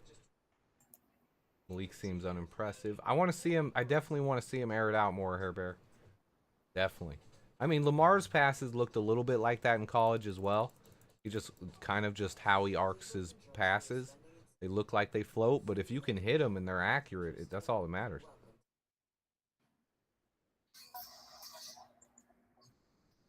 Yeah, I expected more production from Ali Gay, honestly, but when you're on a team like LSU, I mean, I don't know. Stat production is kind of hard sometimes. Well, see, that's what J2K is saying is that he didn't quite have the production, and he had like that. I'll never forget the boneheaded play on was it Jordan Travis from Florida State when he kind of headbutted him and things. Oh, yep, the headbutt. I remember seeing that. But I mean, in some respects, like again, it's just sometimes you're betting on the athleticism, which is not many guys are 6'5", 6'6", 250. And we know how Poles feels about the athleticism. So yeah, like that's the thing is you're saying, well, can we refine him? I mean, that's the whole BJ Thompson thing. Yeah, like for example, if you want my opinion, I'll take a swing on BJ Thompson before I will Ali Gay. But if Ali Gay's sitting there in day 3 with one of those, compensatory picks, or you want to burn a 6th or a 7th on him because for whatever reason he's fallen, he matches everything you're looking for. Why would you not? I like that. I like that. We're talking to Jim Nagy down there, not Matt Nagy, guys. Yo, super fan, appreciate. Thank you so much for the $4.99 super chat. Which side of the line did DeJuan Jones play? He played right tackle. Yeah, he's been right tackle the whole time, dominant over there. Jordan is the leader of the DeJuan Jones hype train. To be honest, I think he's your he's your tackle 1, isn't he? Yeah, he's my tackle 1 above Paris, above Skoronski because I have Skoronski as a guard. Above Darnell Wright, he's got him up there as his number 1. So I would like to see him. I really wanted to see him go against Will McDonald this week. Whew. And there's Trey Tucker from Cincinnati. He's fast.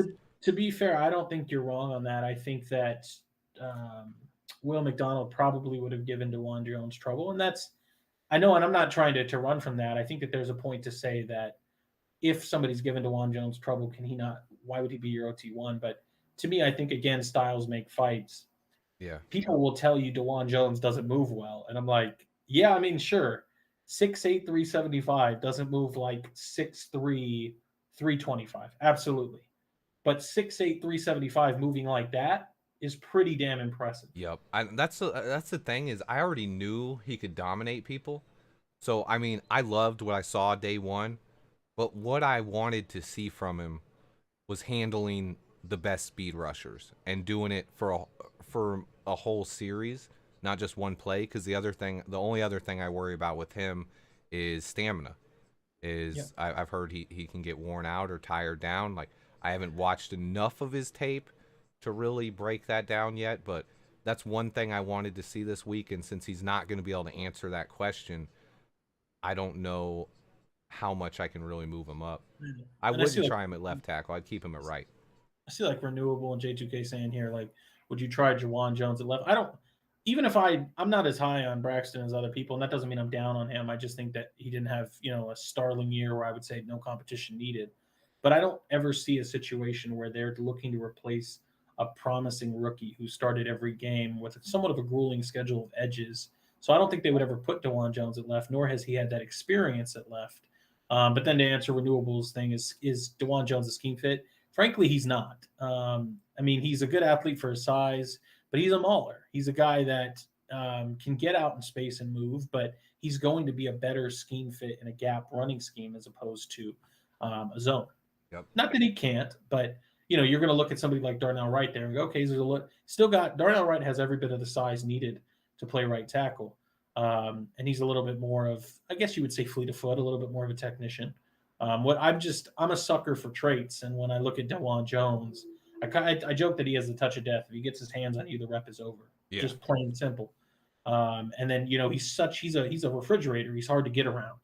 So I mean, to try to beat him around the edge, which you saw so many edge rushers try to do, they failed at. So that's really one thing I think that Ryan Poles will love is, well, depending on how he tests athletically. I think he's going to test off the charts, like, because he's just a freak.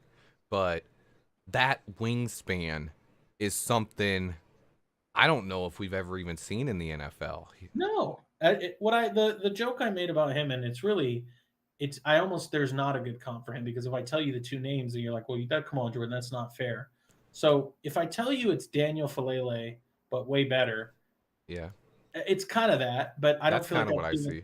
I don't feel like that's given DeJuan Jones enough love. He's much better than Daniel Falele was. Yeah, and Falele was more just the size. He didn't have the technique and athleticism, in my opinion. Yep. And if I tell you that he's Orlando Pace or Jonathan Ogden, you tell me that's way too rich. Those are Hall of Famers. How dare you even put exactly, DeJuan Jones? And that's the problem. But like, if you want at least to see what it could be with DeJuan Jones, then you need to look at Orlando Pace and Jonathan Ogden as those same guys with that same size and body, and that's what it could be. Yeah, the American team's letting they're about to give up a score here. I want to see a touchdown though. I kind of want to see a touchdown. Maybe then Getsy will open it up a little bit more on the other side. And like, you're getting to my point where, and I'm happy to do this with you, happy to watch it. But when somebody had said earlier, like, why are you guys watching the Senior Bowl? I enjoy it. I think you can get a lot from it. But this is where, if I had one critique about these All-Star games, is that oftentimes it's just a field goal fest, because there's not a lot of chemistry to build these great scheme plays where you have people running wide open for touchdowns. There's your boy. This is a big play to Payne Durham here. Are the OSU tackles too heavy for Poles? I don't think Paris Johnson is. No, but DeJuan is. DeJuan probably is. Honestly, I don't know 100% how he feels about that, because I know he loves athleticism and length. He likes long arm tackles. That's his favorite thing. So I don't know. To me, probably, I don't think DeJuan Jones is a fit. I think Broderick Jones would probably be a better fit. Darnell Wright, but I don't know. I would love to see it. Yeah.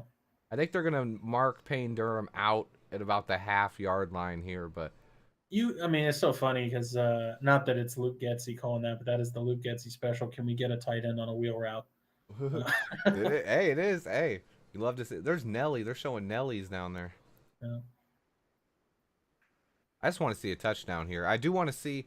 The Shrine Bowl was definitely held back by lack of quarterback play, so I'm hoping we get some more touchdown here. The National, they're up 6-3 and about to score, so I'd say right now they're definitely playing a little bit better, but luckily we still got a lot of game to play here. Clean up his footwork. I wasn't even watching his second foot, honestly. I was trying to see if he went. I thought he had both feet in. I was trying to watch if he went out of bounds before he crossed the goal line. I will tell you, one of the more disappointing players this week that I had really high hopes for was DJ Dale. He kind of didn't do much. Yeah, and I really expected that he would be a guy that, he was one of those guys like, oh, that'd be a nice value one tech ad for this team. He's a guy that I like to take in mocks because, the bigger school guys, obviously I haven't watched tape on everybody yet, but like DJ Dell, I've watched Alabama tape. I've watched Will Anderson. I've seen DJ Dell on the tape. Like, I'm familiar with him. He's potential to be a good fit, but he didn't stand out at all this week. I would say there wasn't a single rep where I was like, ooh, DJ Dell. Ooh. I did see him in the team drills. He wasn't moved in the run game very much. So, I mean, he controlled his gaps. He did that well, but I didn't see anything in pass rushing or anything like And I that. mean, so that's the thing. And I mean, for Bears fans, like I was a bigger fan of Kyrus Tonga than most. But that's really what you're looking for is, and again, DJ Dale as a day 3, probably a decent value. But if you're looking for like a one tech that's really going to be that difference maker, that's kind of the Deron Payne thing. That's why everybody wants him, because if I'm asking you to just fit the gap and hold it down and not get moved off the line and force the run to go somewhere else and eat space, that's fine. Most nose tackles can do that if they have enough size. But what else do you bring into the table? Can you penetrate? Can you split double teams? Can you, all of a sudden stalwart, an ace or an ace block theoretically between a center and a guard and stunt the run there? If you can do something more than just holding up space, that's where you can see a guy like DJ Dale raise up the board and get taken in a second, third type situation. Yep, and we just haven't seen it this week. Yep. No, that's a good point. This year was like the perfect example of a one tech, and that's why theoretically, if they're looking to let Deron Payne go, Fedarian Mathis is the next one in line for that one tech role. Anyone eyeing the center, I believe that's Jake Andrews out there now. He had a good week as well. Oh, Malik Cunningham fumbled the snap, but I think he picked it up and scored a touchdown. He fumbled the snap and still got a touchdown, I think. We'll figure out who's going to be the MVP. I mean, somebody's going to stand out. It always happens in these games. Hey, I mean, a touchdown's a touchdown. Byron Young is in on this play, the big Alabama guy. I think Oklahoma's Jalen Redmond has the tackle, but he's already in the end zone. They're going for 2? Hey, I like this. I like this. Go for 2, baby. Hey, Getsy's got to open it up now. That's one thing. I haven't seen anything great from Cunningham yet to say he's improving his draft stock for sure, but I mean, he's athletic. He's a guy you already know what you're getting. He scored 120 touchdowns. I mean, ooh. Actually, that was a decent pass. Payne Durham, 2-point conversion. Good. I liked both Texas defensive tackles, Ojimo and hold on, blanket Coburn. Yeah, Coburn and Ojimo. I thought both of those guys looked good. They were dominant all week in practice out there. What's up, Homer? Ojimo had, as much of a highlight tape as you can get this week. Some of his early penetration. And I think, again, and not that I'm saying anything that anybody in this chat, if you're here, I think you all know this, but you're looking for penetration, and explosiveness with your defensive line.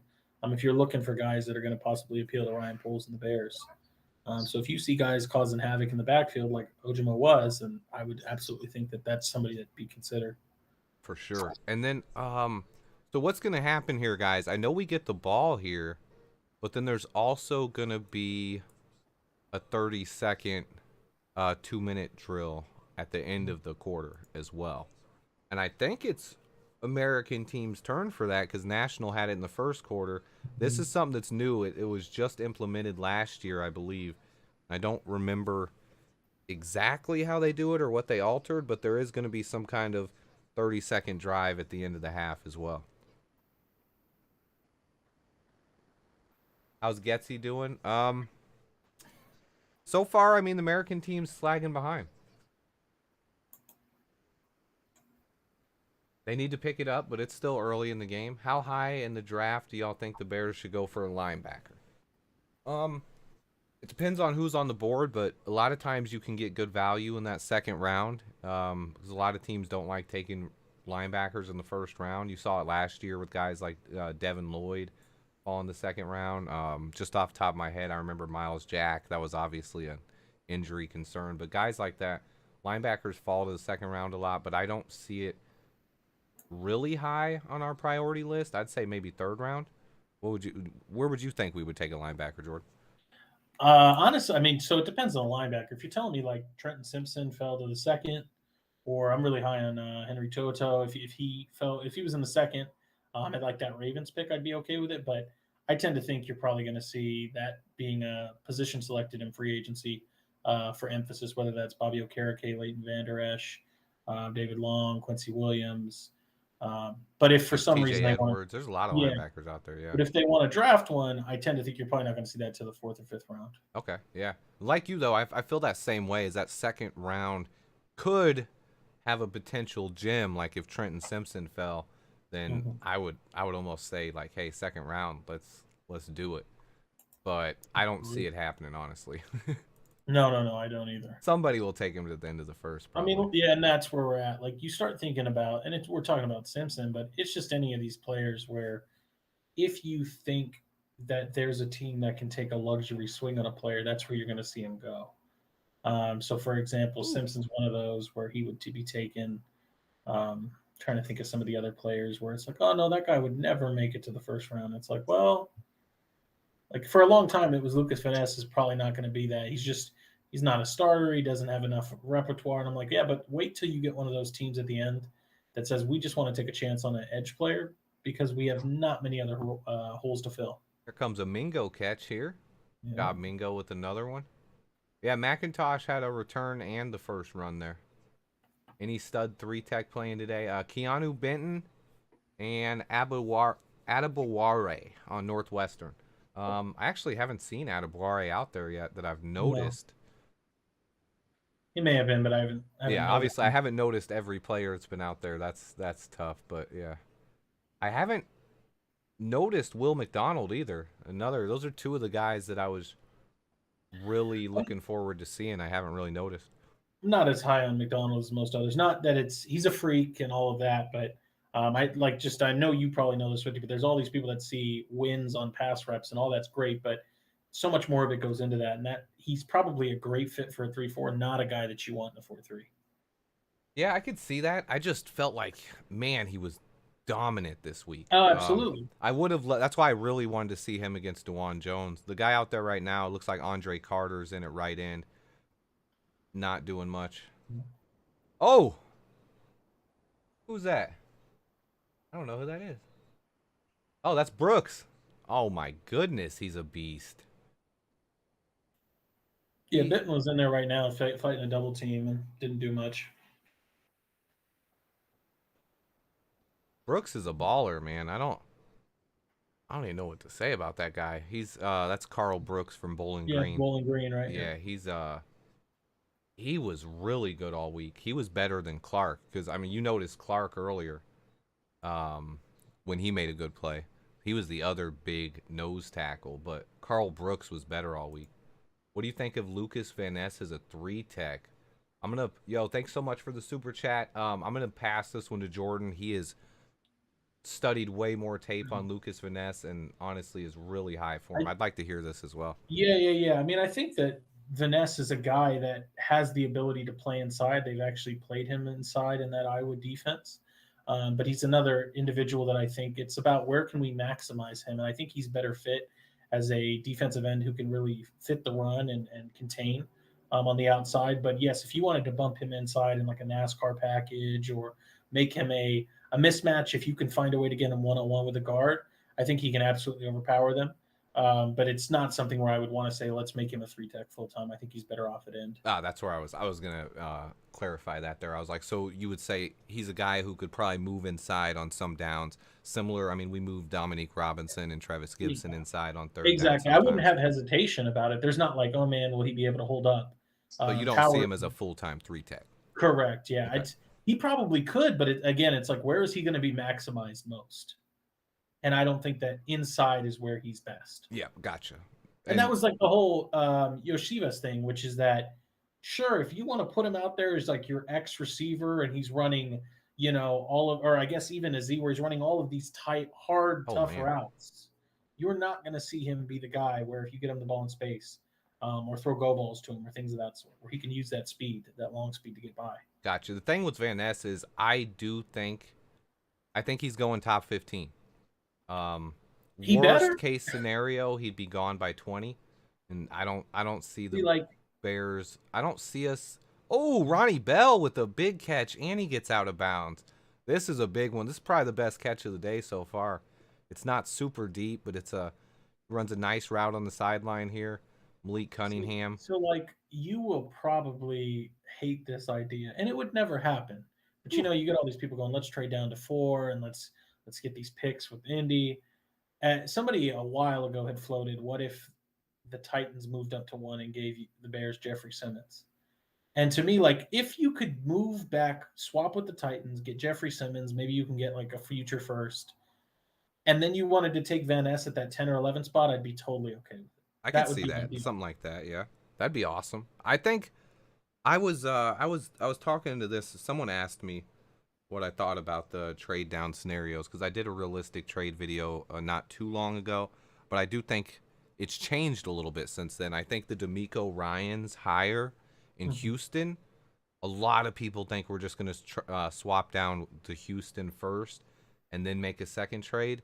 I think Houston may be a team that's not looking to move up now. Like, Yeah, I gotta say, I don't know why that's the thought. Is it doesn't mean that they won't take a quarterback, but why would they I? might still take a quarterback, but I don't see D'Amico Ryans as a guy. He's already said it. One of the first things he said when he was hired was, "It's not all about the quarterback Yeah, position." well, He's not a guy that I feel will fall in love with one quarterback and be like, "Oh, we got to trade all this up." Like he'll be like, "Well, we'll take the player at 2, or maybe we'll take Will Anderson or Jalen Carter." because that's the thing, and I hope people realize this. The moment you take a quarterback, unless you're taking them in the 6th, the 7th, something like that, if you're taking a quarterback in the first round, the hourglass immediately flips over and the timer starts.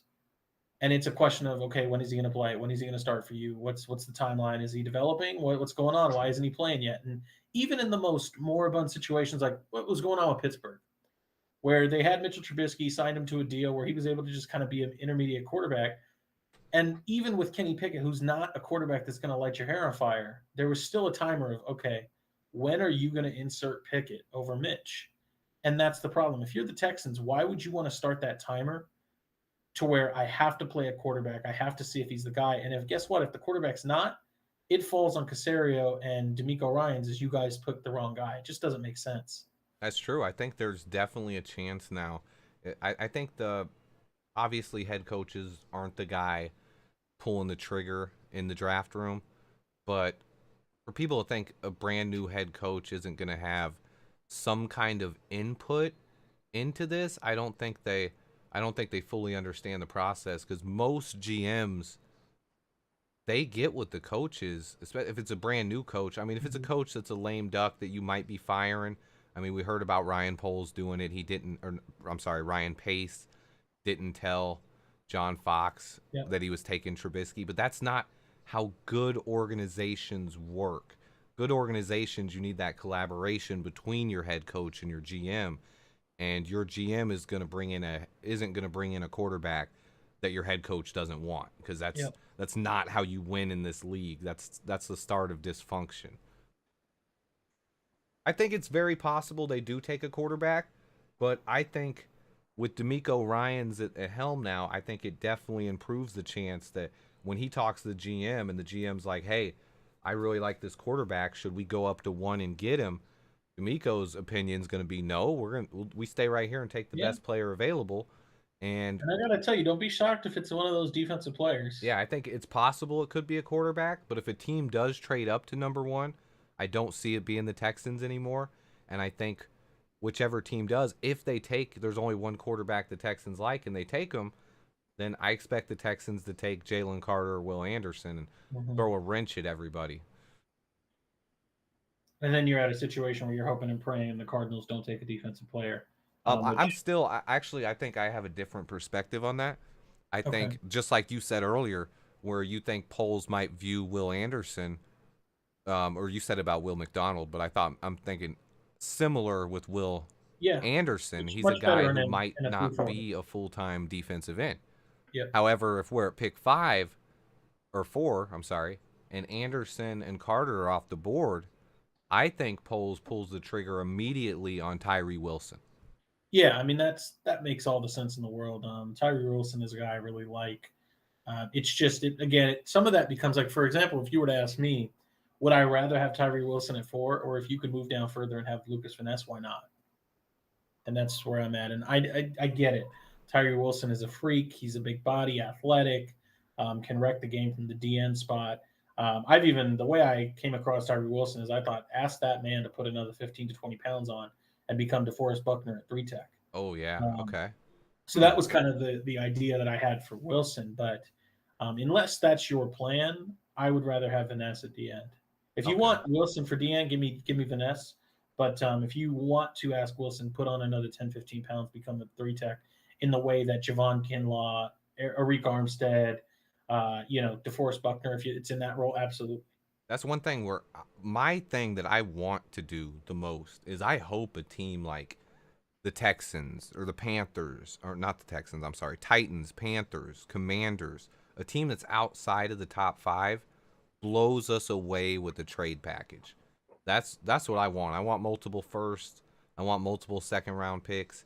And I think there's enough talent in this D-line class that I know that Carter and Anderson are universally viewed as the top 2 guys, but people keep saying like that they're the next Mack and Donald and all this. But the thing they don't realize is even if you even look at drafts like that, guys like Von Miller and Khalil Mack, they weren't number 1 picks. No. Aaron Donald, he went 14th or 13th. We picked 14th. Yeah. Khalil Mack was 5. Yeah, Khalil Mack is 5. I think Von Miller was 2. 2. Oh, Von Miller was 2. But there's a lot of edge rushers that go, that fall outside of that top 10s. Like Micah Parsons was number 11. Like, I mean, guys fall. So this class with so many other talented guys like Will McDonald, Lucas Van Ness, Tyree Wilson, Brian Brezzi, just like there's guys all over the place. I want more picks in that 2nd to 4th round range, and I don't mind trading back even as far down to 15th. Like, I don't mind going down that far, especially if we get value in return. Absolutely. Well, and I think that's the thing that people get lost kind of in the sauce with, is this idea that, look, if you have a guy and you identified him that that's the guy you want, does it really matter if you take him at 2, at 8, at 15, as long as you get the guy that you wanted? Yep. So if that's that guy, like obviously my guy is like a Lucas Finesse. Okay. If that's the guy that you wanted, I don't really care. I mean, yes, you would have a heart attack if they took him in like 1 or 2 overall, and I get it. But at the end of the day, just get the man that you want. So move back as far as you think you can to get the player that you want. Take him. And if that's 15 and it's JSN, for example, go for it. I could see that too. Guy. Yeah. I love that strategy. J2K is asking, Wilson or Van Ness, who's higher? I have Tyree Wilson higher. I haven't admittedly studied enough tape on Lucas Van Ness yet, so I'm not complete there. I am finishing my Tyree Wilson scouting report. I'll have that done soon.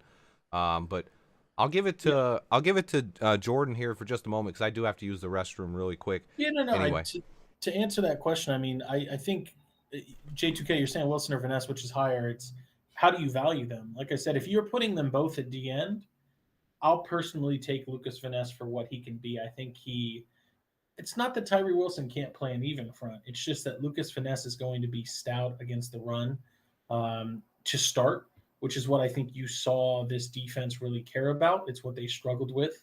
And then, yes, we all want pressure. We all want pass rush. And I think that Lucas Van Ness may be a little rough around the edges there to start, although he'll have those freaky plays where he just essentially sits a guy down or puts him on their skates with his pure power. But if you're talking about Tyree Wilson, he is that freaky athlete. And yes, if you put him at D end, I can see the desire there. But to me, I look at him and go, if you have that much of a freak in Tyree Wilson on the outside and he's athletic, why not ask him to put on the requisite weight needed to play 3-tech and have him just wreck guards on the inside of an offensive line, play in and play out? That's kind of how I see those two guys. Let's see. We go through the chat. Renewable, you're saying Lauren Cox said not all scouts like Anderson or Carter. I wouldn't be surprised by that. I think that Jalen Carter and I like Jalen Carter. I'm not as down on him as like a Barelissimo or other people are, but he certainly has technique refinements that need to be done. I don't think he always gets in the most efficient stance to pass rush. I think that he also was used somewhat poorly, similar to Travon Walker out of Georgia. Anderson is about as freaky of a prospect as it gets, so I don't see why people wouldn't like him, but he also isn't, scheme versatile. I think he's much better in the 3-4, and that's about where it stops. Oh, look at Jordan. I knew it. I knew it. I love your info. I was expecting it. Um, I gotta admit, Jordan's the guy who first turned me on to Lucas Van Ness. So he's a guy I'm gonna be watching more just between now and the scouting combine. Have you? Yeah, I mean, and something like J2K saying here is we're undervaluing. I think we're worried that we're undervaluing this DN class and where they'll go. I think that's a good point, but I also want to bring up that, I mean, to me, and either way you want to slice it, if you want to go DN first, I think that there's some solid interior defensive line depth in the middle rounds. But yes, if we want to be very technical, I would feel much more safe taking a premier interior defensive lineman like Jalen Carter and hope that I can find D end help in the second, third, and fourth. And I know that J2K is saying, well, what about, Lucas Van Ness was a third rounder just a month ago. Sure, he's not going to be there, but you have 32 spots or 31 in this case this year. And even if you're taking it outside of the 45th, like you're going to have defensive ends, whether it's Keon McDonald, White, Keon White. You've got Andre Carter, if you're looking for him as kind of like a you got developmental guy. Foskey, yeah, you got Hall. I mean, they're just all over. And then those sleeper guys like B.J. Thompson, Yeah, I mean, Anudike Baki said, Uzoma, yeah, Uzoma. Like it's just there's guys there. You could honestly fill K.J. most of that Henry. Yep. first. Yeah, you could fill most of that first round with legit edge talent. That's how good the edge class is this year.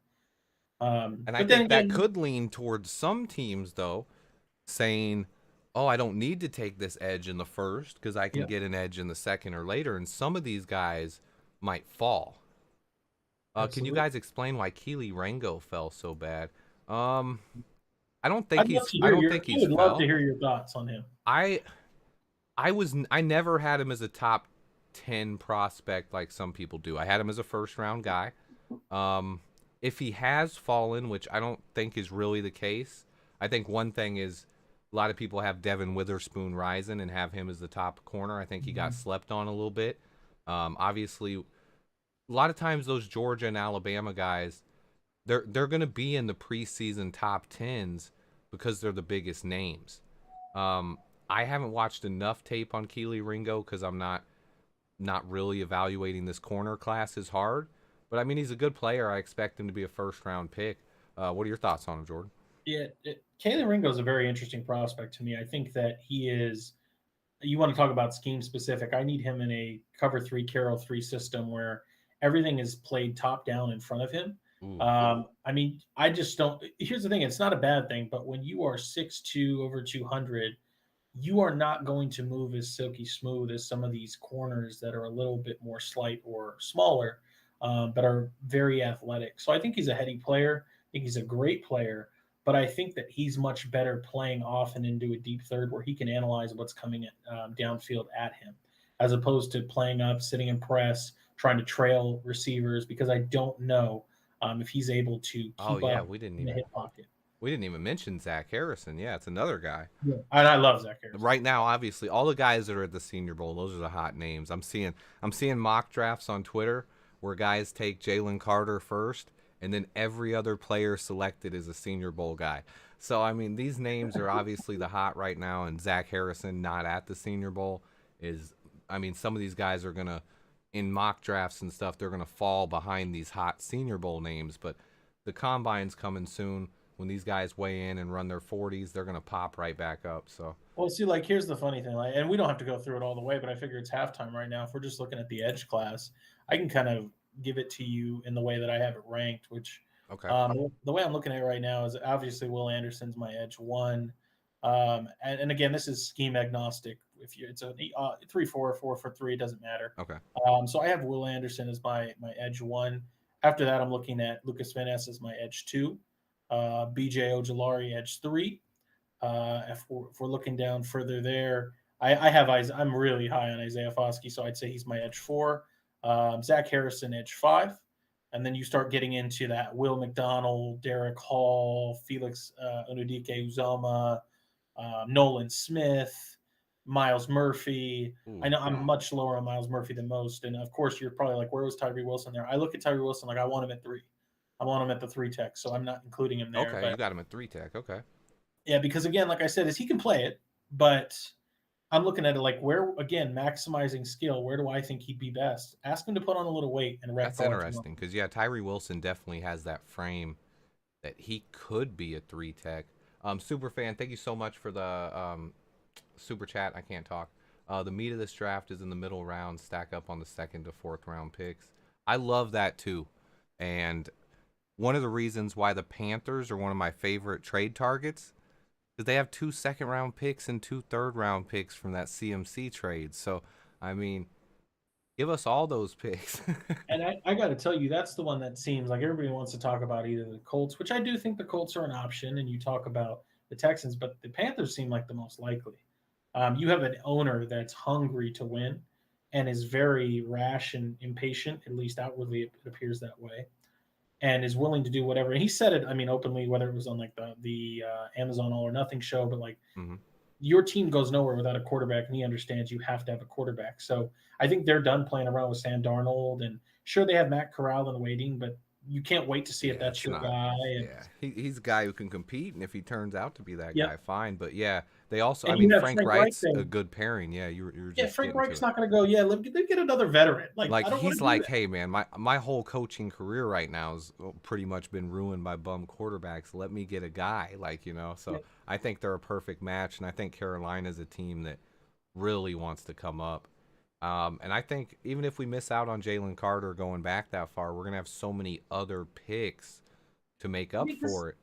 That's the thing. And I mean, let me be very clear. Jalen Carter to me is the best prospect in this draft, by far. Like yep.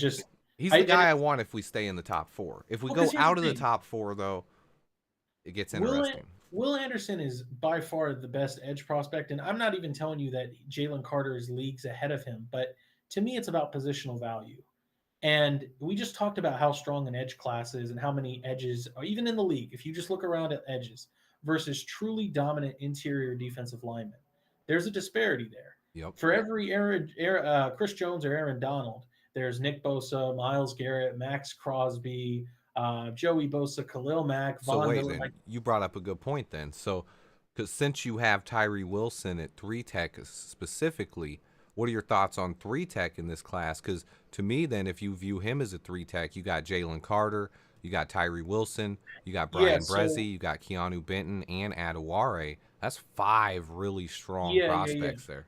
So let me kind of give it to you there. So it's Jalen Carter 1, Tyree Wilson 2, and then I start looking at guys like Zach Pickens and Kalijah Cansey, 3 and 4, and then you start having guys like Byron Young from Tennessee, Jack Leroy, Jervon Dexter.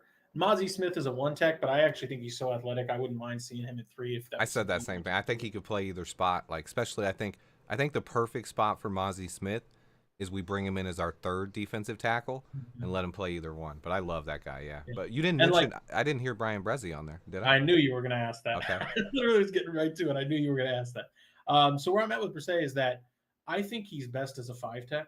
Really? Okay. In a 3-4. Man, I look at him as Jared Odrick style. I almost look at him like Armstead or Buckner, though. He has that almost exact frame and athleticism if he's healthy.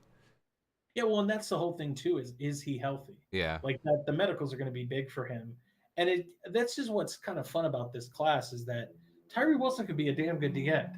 I just think he could be a wrecker at 3-tech, and Bresee could be a 3-tech. He could play nose. He also could truly play 5-tech in like that Jared Odrick role, Emmanuel Ogba style, kind of like that frame. And then you talk about other guys, whether it's, Mozzie Smith, is he going to be a 1 or is he going to be a 3? If you're talking about edges, for example, Lucas Finesse, can he play 3-tech? Sure, but he can also play end. What about Miles Murphy? Is he just an end, or do you want to try to play him at like 3-tech and an even? I think, Murphy's a guy too. I mean, I see him he has a similar frame and style of play as Alex Brown, in my opinion. Yeah. And Alex Brown's a guy, he probably could have played 3-tech. Could have. This is going to sound weird to some, but I'm not saying they're direct same, but when I see Miles Murphy, and I'm not as high on him as I think a lot of people are. He reminds me a lot of Daquan Bowers. I don't know if you remember Daquan. I remember Daquan, yeah. So that's kind of what I see with him. I know he's a freak. I know he's got athleticism. I know he's got size, but I don't think it shows up on tape nearly enough. In the way that, like, for example, Tyree Wilson was kind of a late bloomer per se, but when he wrecked plays, it was very evident that kind of best player on the field looking talent. And that's where I'm not at all down on Tyree Wilson. It's just, could he be even better if you moved him inside strictly?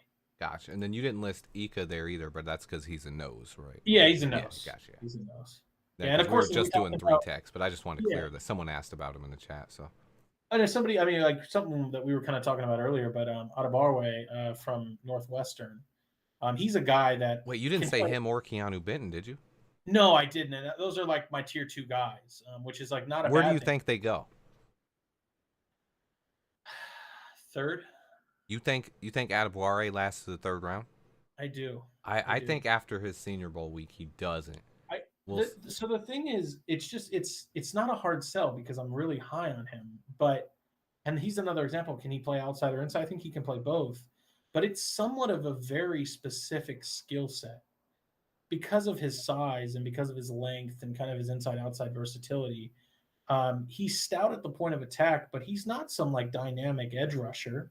And sure, what I saw was he does have the bend where he could play at edge. When he lined up on edge this week against some good tackles, like he had the bend to get around, but then when he went inside, he showed that power and ability to fight off blocks too. So to me, I thought his versatility was one of the things that is going to help him the most. Is the team could look at him and say, hey, that's our 3 tech, or they could be like, hey, let's get that guy as an edge and move him inside on third downs.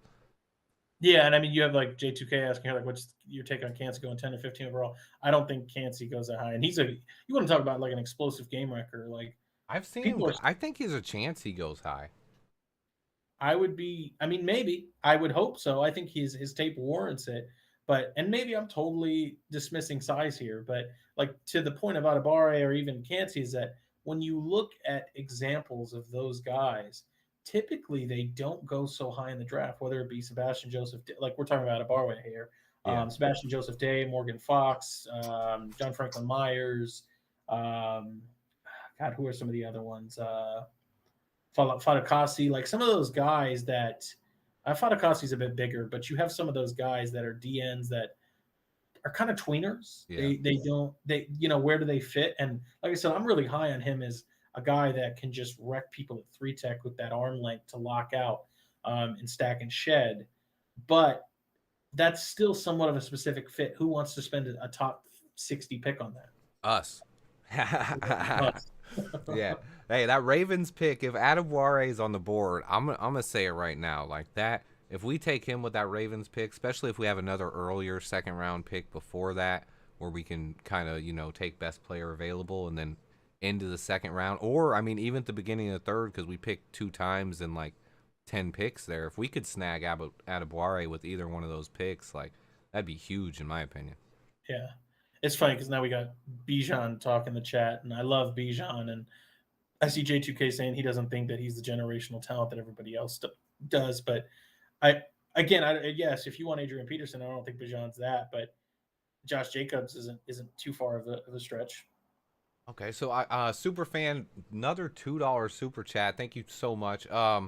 Asking who are the favorite 3 tech options, and I've did a video on that. So what I want to ask you is, out of some of these guys that I ranked as free agent tackles, which ones?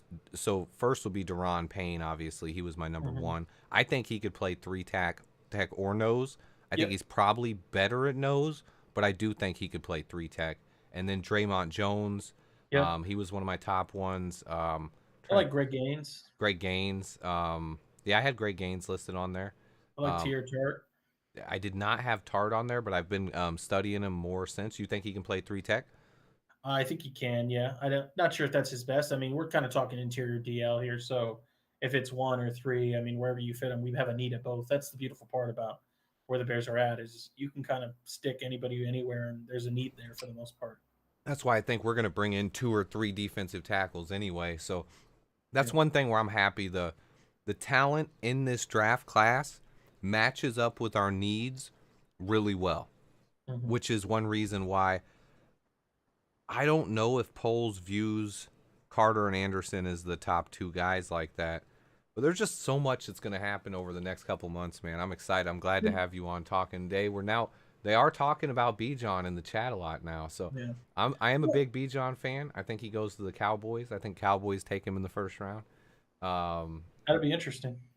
I think that's where he goes, man. I don't know. It's just one of those things I see happening. I'd be curious if they feel scorned or burned by what happened with Zeke. I think Jerry Jones loves those first round running backs, and Yeah. the key was to have him on the rookie contract though, and not be paying him, because paying Zeke has kind of held him back. They can cut Zeke, let Pollard walk, draft Bijan, and kind of just redo that whole running back room. But I don't want to get too far off topic there. My bad.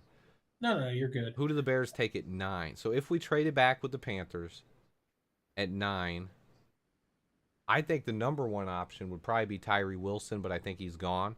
So then, I mean, Lucas Finesse is a fit. Yeah, that'd be my guy. I think there's a chance Will McDonald climbs up that high if he keeps lighting it up. I haven't seen him in the game yet, but he was dominant this week. I am sure. I'm without a doubt sure that people would go up in arms if this was the pick. But if you told me Skoronski was your pick at 9, I would sleep easy. I'd be happy. I don't think people would be as mad about that as some people are acting. I've saw some people on Twitter. Someone actually did that. They're like, yeah, we trade down twice. We get Skoronski at 9, and I saw a couple people freaking out and were mad about it. And I was like, look, I wouldn't be mad about that at all, even if you're bringing in Skoronski to play guard.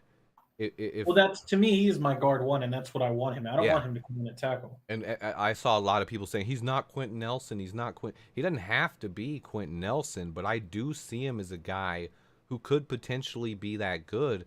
I think Skoronski's a baller, and if you have him and Tevin Jenkins as your guards, especially if you end up with a center like Oluwatumi or somebody later, like that's an interior that's just tough. Because I think that's where we're at here, is that if you told me that Skoronski was the pick, let's say it was at 9, at 12, wherever you take him. Yep. To me, what he represents is he's one of the safest picks in the draft. And I know that that's not exciting. You want those boomer busts. We need generational talent players, and I get that. But also understand that it's a crapshoot. You're throwing darts. American team.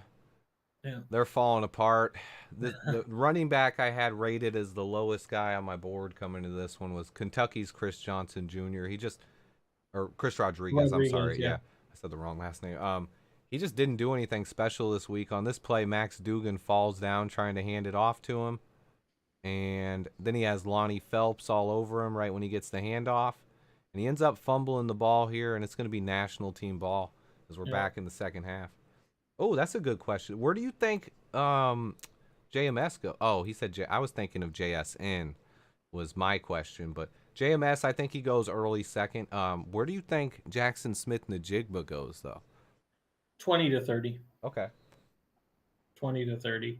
I was thinking potentially 15. I was thinking the chances of when he can start coming off the board is probably around the 12th pick. Sure. But yeah, anywhere from there to the end of the first, I'd say he's a possibility. Yeah, I think that that was like the prime name, as I was mentioning to you earlier, that you're going to have one of these teams that spends high on an edge rusher because we don't have many other places to fill. So let's just take a luxury pick. I think that you're going to find that with JSN, where whether it's a team like the Ravens or I don't know, think of any other team that's in the playoffs, like I think Patriots are a team. Yeah, Patriots, Jacksonville. Yep. Just think of one of those teams that, hey, we're doing all right, and JSN goes to a team, assuming it's not the Bears that will get him. Yeah. He's going to go to a team that it's just like luxury. You know what it feels like? It's going to be like Calvin Ridley going to the Falcons when Julio Jones was. Yep. No, I see that. I like that. And that's one where he's another guy where if we trade back and take him, I wouldn't mind it either. I think he's a guy, you touched on it with Skoronski, but taking a safe pick in the first round and getting more picks might be like the smartest way in the world to go. And then another quick point here is when you say JSN could go 20 to 30, this is something else that people don't think about. All people are focused on right now is the trade down. But say we do something like that where we trade down with the Panthers to 9 and take Skoronski, and then we have multiple second. If we got another second, we'd have 2 seconds, 2 thirds, with 2 fourths and 2 fifths already. So we could move up from that other second without giving up much and Bucky taking has JSN. Bucky has JSN going 20 to the Seahawks. That's what I mean. Like one of those teams that Tyler Lockett's getting a little bit old in the tooth. Let's just kind of get his guy ready to go. So we'll be ready to have JSN and DK Metcalf whenever we want to get that other quarterback in here. Like that's what it looks like. I think I saw a mock recently where they had them taking Zay Flowers there too. So yeah, that's a. And this is what I mean. What I was talking about Skoronski is I still really hold that as. Don't get me wrong, I get it. We all want Aaron Donald or Von Miller, one of those generational players, and I'm not saying you shouldn't want that, but understand that if you're the GM and this is your job on the line, your reputation, there's all the pressure in the world that you got this number one pick. You need to make it all work and do the right thing. I'm not going to feel good taking a swing on somebody I'm not sure of. I'm not telling you that Skoronski is the most sure thing, but I would go to sleep easy at night if I was Ryan Poles after I took Skoronski. Like I would sleep easy going, look, I don't know if he's a guard or if he's a tackle but I know his technique's good. I know he's going to be in the league for 10 plus years. I know he's a technician. He's got it all. The only thing he doesn't have is length in the arms. There's another thing, and that they could do with Skoronski there is you could always start him out. Hey, we'll start you at right tackle. If you don't play well at right tackle, then you're going to battle left for the left guard job. Yeah. Absolutely, and you can do that too. And I know a lot of people hate that about Tevin Jenkins. There's still people talking about, oh, we should move him back to tackle. Even though I like Tevin as a tackle, when you put a guy in a position and they play that well, I don't think you keep moving them around. Some guys are versatile enough you can move them all around, but some guys I think you need to lock them and load them at one position and let them keep getting better. Yeah, I mean, I'm not. To be very clear, I'm not advocating that Skoronski play center, but he's that type of guy that he's technically proficient enough that if he needed to play at center or at either of the guard spots, that's what you're getting. And I'm not telling you that's the most exciting pick, but if that's what you're spending, like let's say the number 12 pick on because you moved back and now you have a boatload of picks to maneuver, is that really the worst thing? To be like, I know for a fact that now with Tevin Jenkins and Skoronski, I have 2 out of my 5 spots rock solid. No, I think that's great. And I think that's kind of becoming a key in the NFL is wide receivers and edge rushers, I feel like, are the 2 classes of talent that's getting more abundant in the NFL, is it's producing more edge rushers and more receivers, but you're not producing more Aaron Donalds. The guys who can get the interior pressure, the Chris Jones, the Aaron Donalds, those are the guys that are affecting games more now. So I lost my point, but I'm saying you want a guy that can do that. You want a guy that can come in and crush the interior of the line. So when you can protect that, think about if we got one of those top centers like JMS, and then you have Skoronski and Tevin Jenkins, like, hey, that's a line that can bully people. And that's what I'm saying is it's just, and again, I don't want to get people sold on like that's what's going to happen, but to me, I would rather, if there's any offensive lineman in the first round I'm taking, it's Skoronski. And then, of course, DeJuan after that. But I wouldn't. What about Broderick Jones? Do you have him as a first? I do. He's fine. I'm just not as high on him as I think everybody else is. And it's not like there's anything wrong with his game. I think it's really easy to look good on an all-star team. Yep, no, I agree with that 100%. Ooh, he shanked that field goal.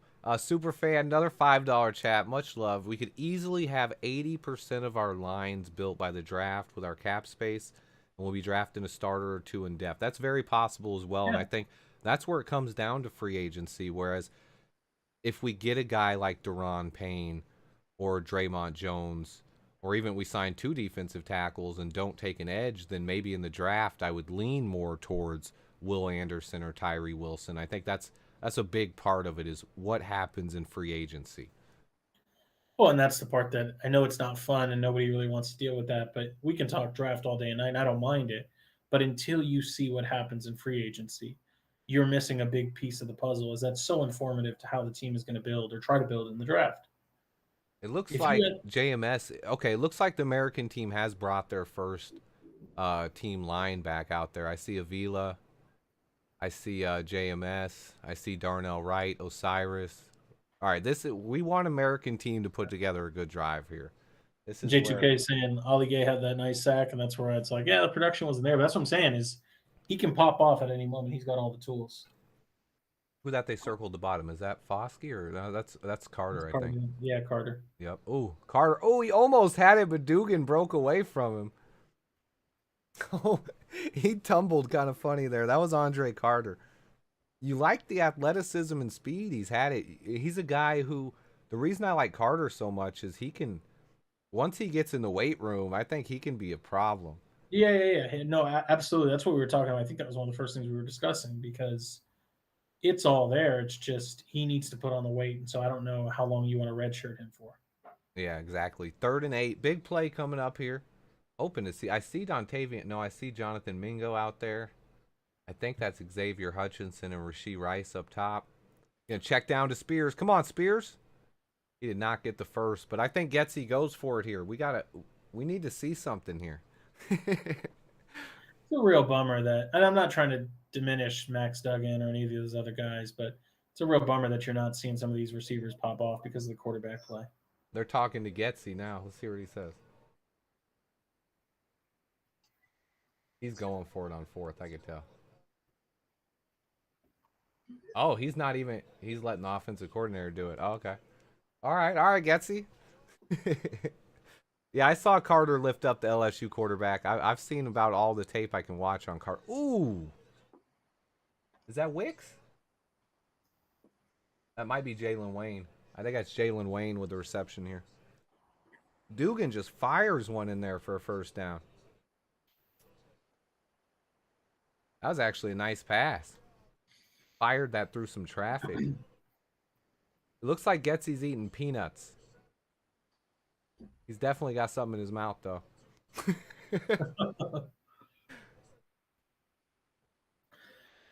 I'm watching JMS here. Oh, JMS just got. Oh no. He got beat a little bit, but he held up. I'll be right back. Yeah, no problem, brother. Getsy looks like baby Urlacher. Wait a minute. Carter's there at 4. We need the picks, and I guarantee Poles, but it'll be more likely. I want to go back, but I mean, I would love to take Jalen Carter at 4. I think that's probably the perfect scenario. Number 1 is we trade back to 4 and get Jalen Carter. My second scenario, though, is we go to like 9 or farther back and get a ton of picks. Having multiple first-round picks next year would be awesome. Even we could even get one in 23 and 20 or 24 and 25. So, bro, he ripped that ball in there, but he had to though. He had to on that one. I mean, there were definitely guys in the way. He ripped that through traffic. So,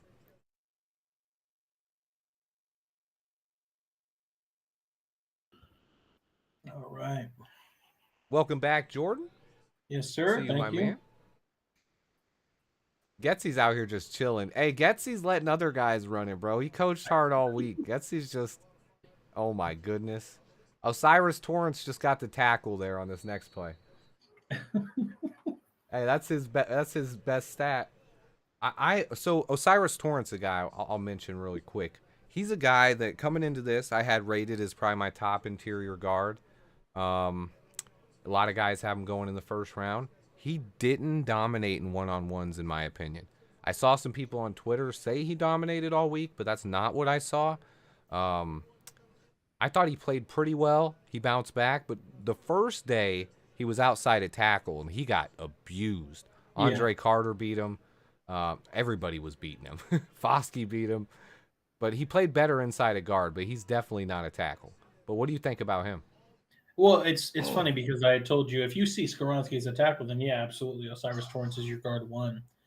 I think Skoronski's a guard, so he's my guard 1 for technicality, for just kind of that safe pick, and can play kind of a zone. It's very technical. Mingo almost makes an incredible touchdown grab here. Oh, I can't wait I think Riley Moss breaks it up. Yeah, Riley Moss was right in there. It's a great play coming up. If you guys hadn't seen that yet. Riley Moss and Jonathan Mingo one-on-one. Whew. You got to love that. Oh, my goodness. I mean, but you can see what I'm talking about with Mingo there, too, where he's like, it's not like I'm waiting for it to come to my frame. I'll go out and grab it with these big mitts. Yep. I'm telling you, man. Like, I'm not telling you he's A.J. Brown. I want to be very clear, but, like, it's that same type of player.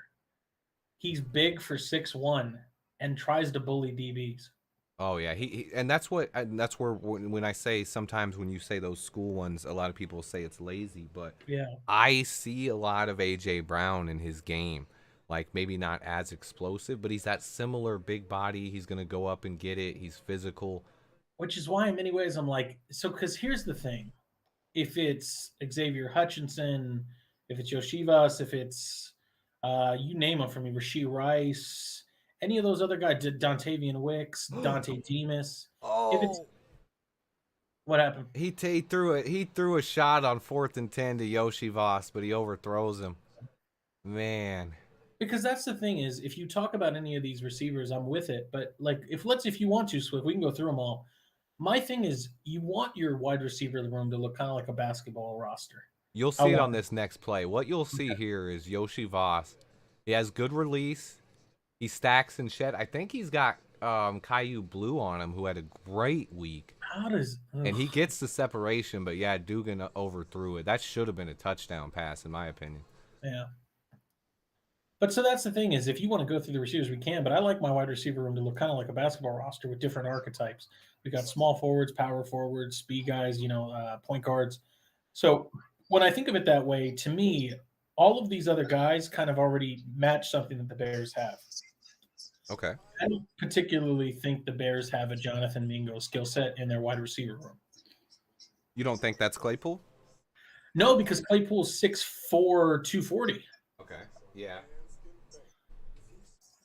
And Darnell Mooney's 5'11", 180, 185. Yep.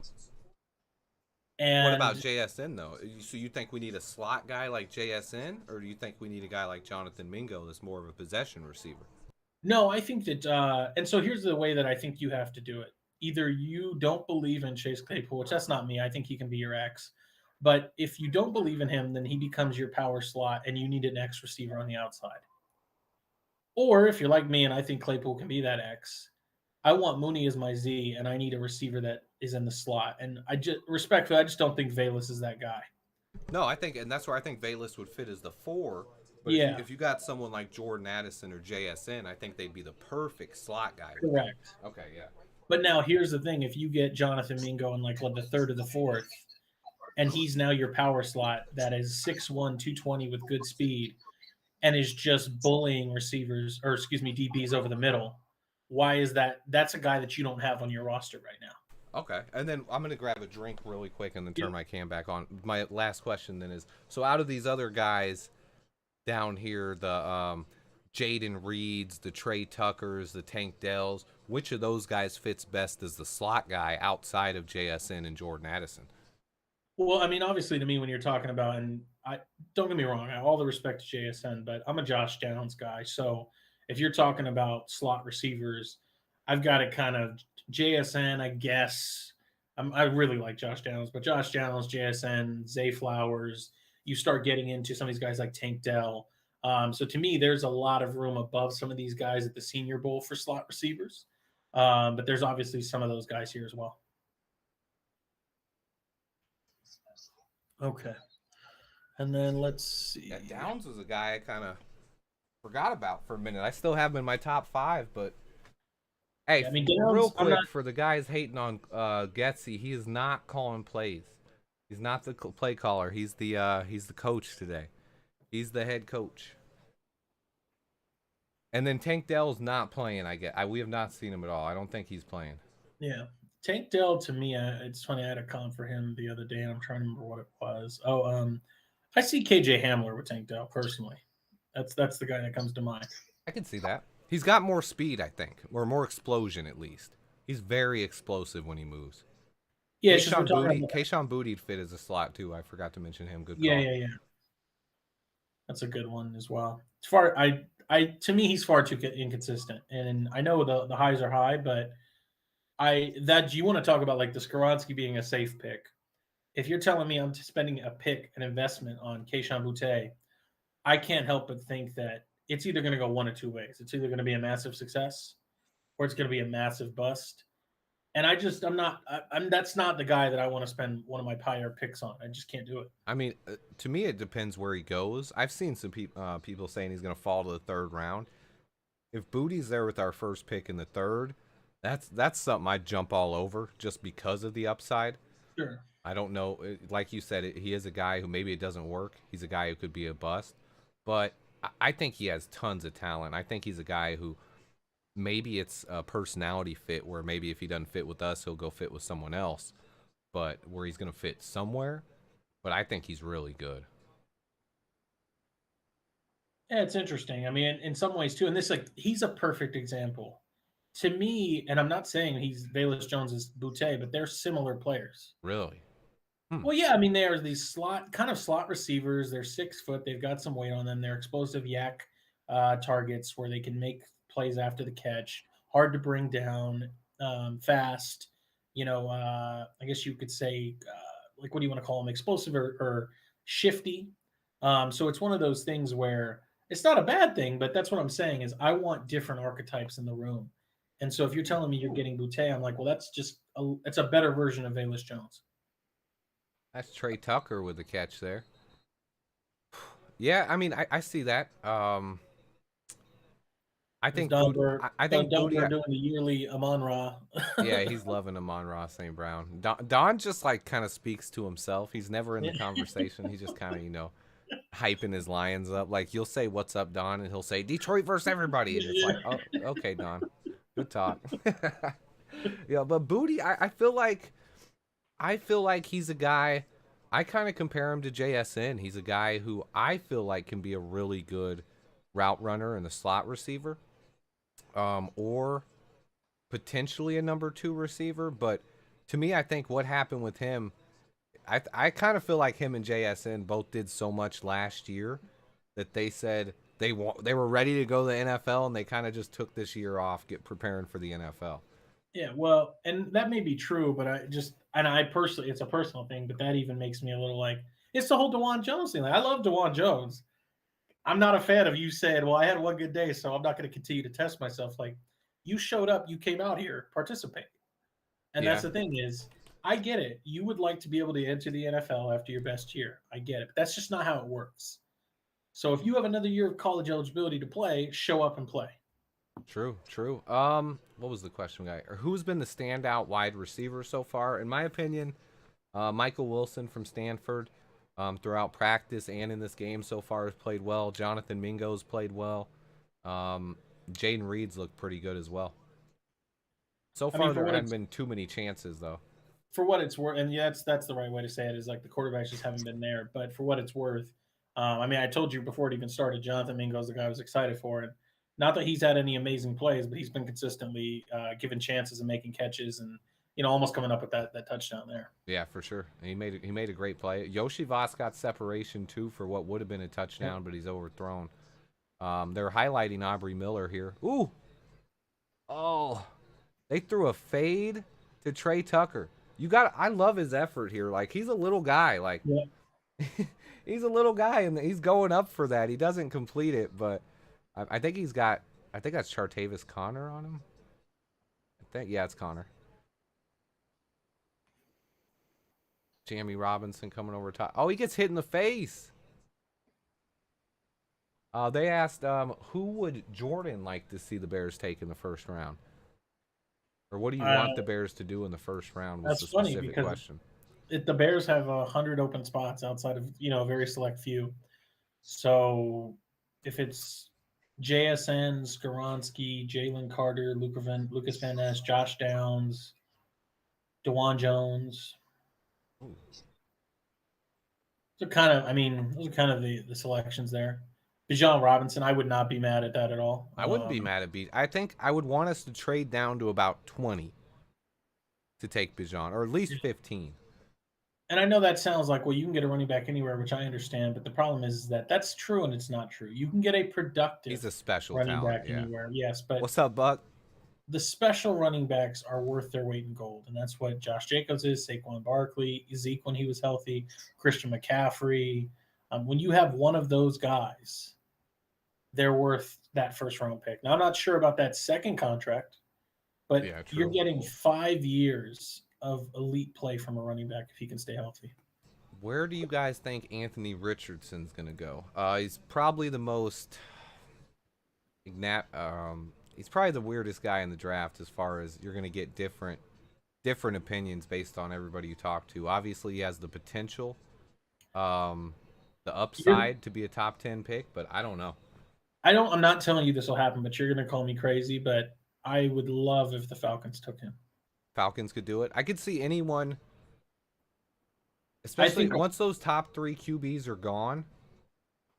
Once the top 3 are gone, maybe even before, he could go before Will Levis. Even I think the combine still has a lot to go. I don't know Like if you and I have talked about this. I haven't either. Yeah, I have Richardson ahead of Levis. you have Richardson ahead of I Levis. do. Okay. I do. And that's I'm not, and I actually heard some reports from that. There were some guys at the Senior Bowl who said they didn't talk to a single scout who said they thought Will Levis was a good quarterback.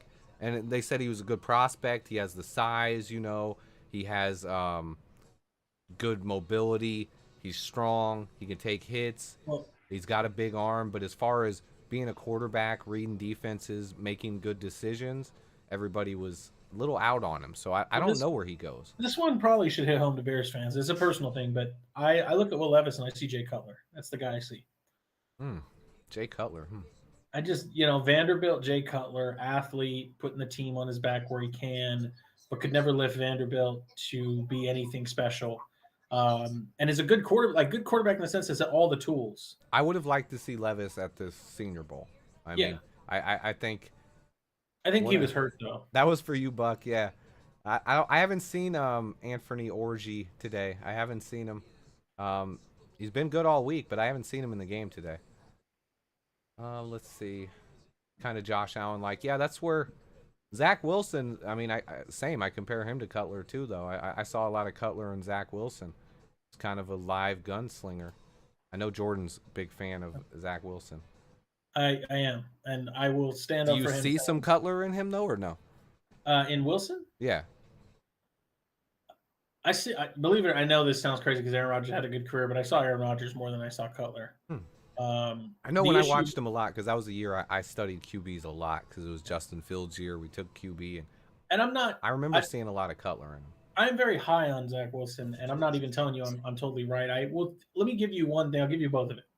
I still stand by the fact that Zach Wilson has had a awful surrounding situation, not with players, but with coaching, with injury luck, with the fact that he didn't have an offensive coordinator that he really gelled with. He lost his QB coach in a tragic accident where he was killed in a bike accident. They had to bring in his QB coach from training for the combine and John Beck. So I think he's had a lot of issues just getting a stable scenario or a situation to grow in. But I will say one thing, Swifty, where I was totally wrong on Zach Wilson is that in watching his tape, and I will fully admit this, I always presumed that he made his best plays out of the pocket, out of structure. I think he did, yeah. That's very true. Tyson Badgett is in at quarterback. He's had a good week. And I thought that Zach Wilson would be a guy that, look, the NFL, you're always having to create plays out of structure and off schedule, so he would succeed there. But what I didn't account for is that, but BYU, he had no pressure in his face. One thing I did see from him that I liked is I saw something where he was the guy who probably looked safeties off more than anyone else in college. Yep. I saw him use his eyes. He would look over here. Would he throw over here? And I'd be like, okay. He looked the safety off. He got his guy open. And so I thought he would do well. But I definitely saw some Jay Cutler in him where he was just kind of gunslinger, that gunslinger mentality. You could say Favre too, but I mean, doesn't have, obviously Cutler brings up bad memories, but Favre doesn't really give Bears fans better memories. So I know Bucky asked, what are our thoughts on Jalen Hyatt? I meant to say that one. Hyatt's a guy who came out of nowhere and was awesome all season. I need to study him more. I want to see his measurements at the combine. I want to see how tall he actually comes in. I want to see what his 40 time is because he looked like he could be a 4.3 guy. So that 40 time is going to matter, but he's fast. It depends where he goes because I've seen him all over the place. I've seen him in the top 15. I've seen him in the third round. I think he's going to settle in somewhere late first to early mid second. Yeah, I think to me, I see him and I see Mike Wallace. That's what I'm reminded of. Mike Wallace, I like that. Yeah. No, Mike Wallace, yeah. Speed burner, and so it's not that I ever think I'm not sure he'll ever be a totally complete receiver, but I don't think he needs to be. It's again, know your role, know your position. So if you're using him to simply take the top off of a defense, like we got Don in the chat, Don knows this very well. And Jamison Williams is a much better receiver than Jalen Hyatt, but Jamison's role this year was largely scare the defense, push him back so that Amon-Ra can eat. Yep. Yeah, so that Amon-Ra can eat below that. And so if you're getting Jalen Hyatt, the places I love for him is I want him either in New York, the Giants, or I want him with the Chargers and just let Justin Herbert bombs away to him. Okay. Whoever our left tackle was on this one gets blown up. They're showing Tyson Badgent's dad. Yeah, they're showing Tyson. He was a big story of the week. He was an arm wrestling champion. Did you see him arm wrestle against? I think it was Daniel Jeremiah or Pelissero. Yeah. He just bro. At one point, he was hanging on to him with both arms. That was actually funny. Like at one point, I was like, "Come on, get back to the practice." But they did have me laughing for a minute. Hyatt almost won Hooker a Heisman. True. I mean, he had a big year. He surpassed Cedric Tillman in my eyes. Yeah. Ooh. Is that Wicks or is that Jalen? No, and that's the thing is it's not that Hyatt's a bad receiver. He came into his own, but you have to question why did it happen just this year? And is this year a one-year wonder or is this going to be consistent? And even with what he showed this year, I saw exactly what I said. Mike Wallace, a deep threat. I didn't see a guy that was. Badgent's rolling here, bro. He hits Will Mallory on this one. You see. I haven't seen Rashee Rice much. Jalen Wayne made a good catch. Will Mallory just made back-to-back good catches by the American squad there, moving downfield. Badgent's you gotta rolling. Look what you're seeing from an offense that's been dead all day for Badgent to come in and just start winging it. It's like I appreciate it. Yeah, for sure. Buck says he enjoys your work and your perspectives, Jordan. No, I appreciate that, Buck. Thank you. The arm wrestler is this quarterback right here, Tyson Badgent. It's his dad. He was some kind of, I don't know, 30-time world champion arm wrestler or something. Darnell Wright has looked good. So is John Michael Smith. J2K is saying Hyatt's far more than just a deep receiver. J2K, expound for me if you don't mind. I'd like to hear kind of your report on him or what your thoughts are. Since you think I'm maybe limiting him a bit by saying he's just I need to see more of him, yeah. I mean, anytime you're a one-year wonder, some Cedric Wilson, that his production was based on Cedric Wilson being on their side. You mean Cedric Tillman? Yeah, Tillman. Oh, okay. But Tillman was out most of this year, so that's the thing. Like Tillman had that what do they call it? It's like the tightrope surgery on the ankle. Yep. And I think Tillman's I think Tillman, I had him over Hyatt, but yeah, I think that's where Hyatt's going to get his hype. If he runs a 4.29 or a 4.3, he's going in the first round because NFL buys that speed up all the time. Aubrey Miller's had a great game, Jesse.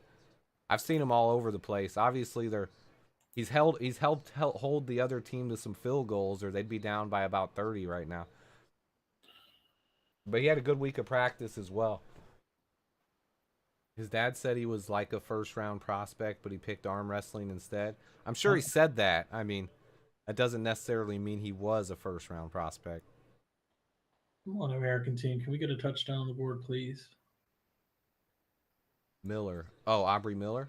Yeah, I think Aubrey Miller is going to be real. He's showed up this week, all week in practice, that this competition doesn't bother him. We still got Darnell Wright. We still got 3 of my guys out there. I don't know who's at left tackle, though. Is that Ekiyor from Alabama? Let's see.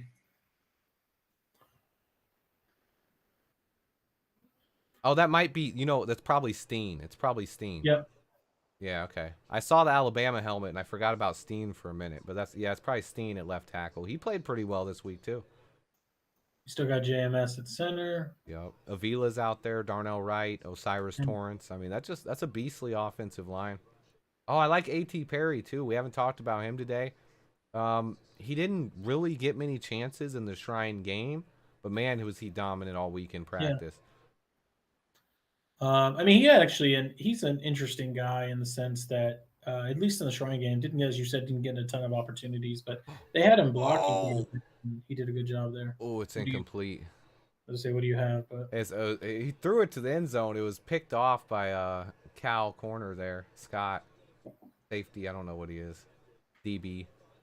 This is a bad game for the American team. He went for Yoshi. It's out of bounds, though. It's not a pick. Um, He almost got the toe tap. It was an athletic catch, but I don't think he got the feet in. See the concept. Oh, just like a little switch release. Honestly, I think Getsy's work, everyone's judging Getsy on the score.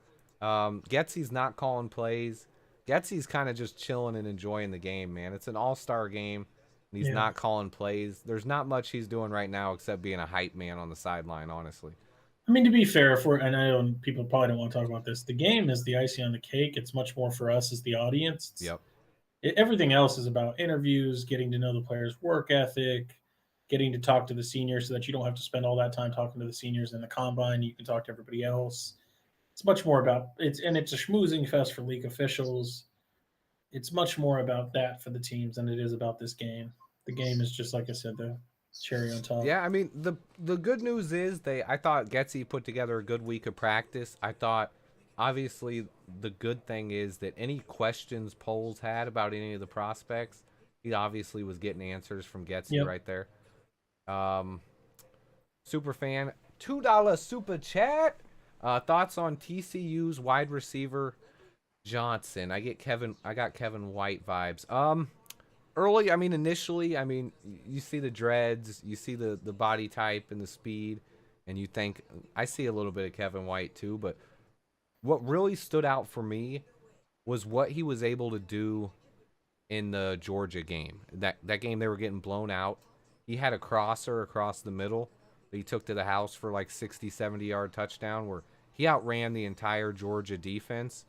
And I don't know if he's a top 10 pick, but I think he's a good prospect, and he proved a lot in that game. What are your thoughts on him? Yeah. I mean, it's funny because that's the one I've been saying is he is what Kevin White should have been. Now, I know that can get conflated with like, well, Kevin White was a top 5 pick, and that means that so he's going to be a top 5 receiver. And I'm not saying that, but Kevin White had all the skill in the world, and you've seen it pop up in little 1 or 2 plays when he's been healthy. With the Saints, he had one recently this last year. So I think Quentin Johnston is what Kevin White should have been without potential injury concerns. That said, I don't think he's got your typical big receiver problems. He's incredibly explosive as a yak guy, but I don't think he's incredibly refined, doesn't have an expansive route tree. That TCU offense is a little different than what you'd see when you get to the league, so we'll be interested to see how that goes. Where I want him to go, I want him to be a Jaguar, personally. Ooh, that's a good fit, I think. Yeah, with Christian Kirk out there and Zay Jones, I think that'd be a nice fit. Because he's going to replace Marvin Jones with more speed. Yeah, I mean, that's the thing. So, Jason, I don't really drink beer, man. I mean, I could smoke a blunt or something. Not really a beer drinker, though, man. It's never been my thing. Makes me feel sick the next day. Just never been a drinker. J2K saying, watch the short game quickness with Hyatt, arm extension, hands catcher. Great in space. Ooh. Yes, Buck, thanks for the super chat.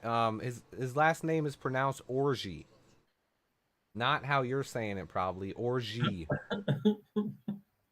is how his last name is pronounced. They called it out a couple times. He was actually in the Shrine Bowl, not the Senior Bowl. But they called his name out a couple times in that game. He made a couple plays. So I heard how the announcers said it, and I was hoping that they were saying it right, that they at least, you know. If you're an announcer for a game, usually they talk to players. They ask them how they want their name called, all that stuff. Oh, I saw Jalen Hurts. I was like, what's going on here? Did Getsy pull out a cheat code and put Jalen Hurts in? he was a Senior Bowl MVP, I think, back in 2020. Or maybe he wasn't the MVP. It's not saying it was MVP. I know Dak was MVP. Dak over Hurts? Definitely still saying Orgy. Okay, well. If we draft, I hope we don't draft him then, because I don't need you guys talking about that. Ooh. Come on, American team. After they brick this field goal, it's been tough. Who's the MVP today? It's tough to say. I mean, who got the touchdown? I don't even remember. Payne.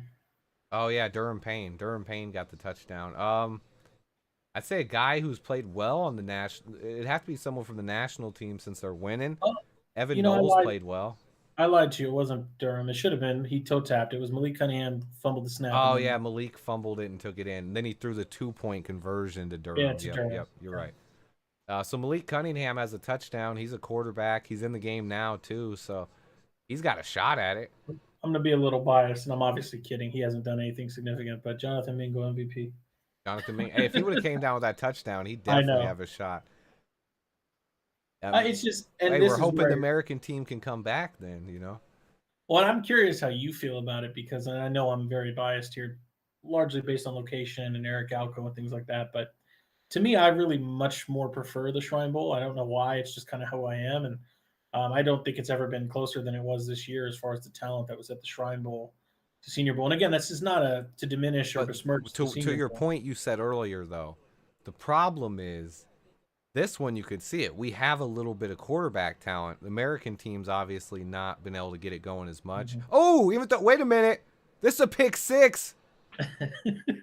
American team. See, because that's where I'm at, Swifty. That's is what when I'm you talking say, You about. say there was no QB talent. I would have rather had DTR here than like I don't know who are the quarterbacks at. I guess not Oh, Doug. it's Chandler. Oh my goodness. There's your MVP. It's Chandler. It was off of Malik Cunningham, Yeah, who's either hurt or crying. I don't know. He's down on his knees. he I- took a hit. He took a hit. Malik Yeah. might be hurt. Yeah, I think he is. He took a hit. Ooh, I gotta watch it. I'm obviously being a total troll here, but like the American team is playing in Chicago Bears fashion. Offense not scoring, defense got to come up with a pick six. I thought it was Chamari Connor who took it back, but no, it's I'm trying to find his first name. Not seeing him on my list. Let me see. He's got to be someone who came in late. Chandler? Who is Chandler on Virginia's D? I don't know. Actually, I don't think I saw him all week. He must Nice have been a little- late ad. Well, it was a nice little coverage there too. Is if you see the way they're playing it, Chandler looks like he's going to follow the slant and then drops back out. Gotta look him up. I haven't. This guy's not on my roster list.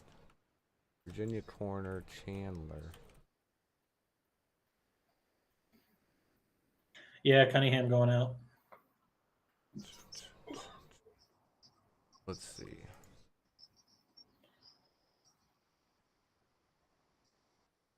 They don't have it listed. The only Virginia corner they have when I Google it is Devin Chandler. Died. Rest in peace. Sorry. Oh man. Anybody know who this Chandler guy is who just took that pick six back? I can't believe there's a guy on the roster. I don't know, but somehow he must have been a late ad. I know a couple guys were added Thursday. There might have been a couple more added Friday I didn't see. I don't know who this is. I don't have him on my roster though. You know what's so funny is I'm looking, and obviously Devin Chandler's the name, rest in peace, that comes up all the time. But like, how is there nothing else on another Chandler? Yeah, so I even Googled. It's Cam Chancellor. No, that's Chancellor, not Chandler. You don't think that they would have let them wear the jerseys with the names of the UVA Oh, players? you know what? That might have been Chamari Connor Yeah, I think wearing that jersey Yeah, in memory of Devin Chandler. that's what happened. Yep, I think that's what happened. Because I thought it was Chamari Connor the whole time. Because that's the Virginia corner I saw all week. And I think maybe Jordan brought it up. Great point. He might be wearing Devin Chandler's jersey in honor of him. He was a guy who was killed. It looks like November 26th of this year, just a couple months ago. Was killed in a shooting. Mm-hmm. Some kind of shooting here. So, yeah, I think he's actually wearing his jersey. Yeah, I think that's in what it memory. is, That I believe that's Chamari Connor who did that, who had that pick six. Just beautifully played. Like I said, great job reading the route distribution and getting in place for an interception. Wait, was it Virginia Tech or was it Virginia? No, Virginia. It was Virginia. So okay, so Anthony Johnson is who it was then. My fault. Anthony Okay. Johnson. Yeah, Thank you, Joseph. good call there, man. Yeah, Anthony Johnson. Great move of respect there with the jersey because they didn't call his name out on the replay that I heard. But that's awesome. That's awesome that he did that. it confused me. I didn't know who it was for a minute. I was like, who is this guy? And when I Googled it, Google wasn't showing me anybody. So I was like, That's awesome, though. That's an awesome memory for that guy's family, too, getting the pick 6 in his jersey. I'm pretty sure Malik's out of the game. Probably killed his chance at MVP, too. I mean, on his touchdown, he fumbled the snap. And then he threw a pick 6, so I mean... Jeremy J2K was saying Mouch struggled at right tackle on that play, and that shouldn't be Darnell so Wright surprising. did, or? No, Cody Mouch. Oh, Cody Mouch was in at right tackle? Yeah. He's looked more like a guard this week, honestly. Yeah, well, Ali Gay was giving him the business. So, that's not like a shot at Mouch. The reason he should be playing guard or center is because his arm length is just not there. Quick on Will McDonald. He had the best week of practice out of anybody. I don't know if he took a business decision like some of these other guys, like Tank Dell, and said, I proved enough. I'm not risking getting hurt. I haven't seen him in the game one play. I haven't seen Northwestern's Adeboire, but I mean, obviously I haven't been able to see. Actually, he might be in there right now. No, that's not him. I don't think he played. Yeah, I don't think he's in there. I think some guys took the game off. Yeah, just like Jordan said earlier, too, the week of practice is much more important. I think this game for the running backs, the quarterbacks... It's for us, really. ...is a little bit more important because those guys didn't get to practice much in the week or didn't get to show much. Maybe linebackers, too, but, I mean, some of those guys on the D-line and offensive line that dominated all week long, like, honestly, I didn't... Darnell Wright and John Michael Schmidt didn't need to play. They did so much this week. Like, Steve Avila, too. Like, they didn't need to play, but they came out here and have balled out, so it's a good sign. That pick 6 does give us a little bit of a game, though. I mean, we had a blowout in the making. If they can get a stop here and get the ball back, we got a game. Yeah.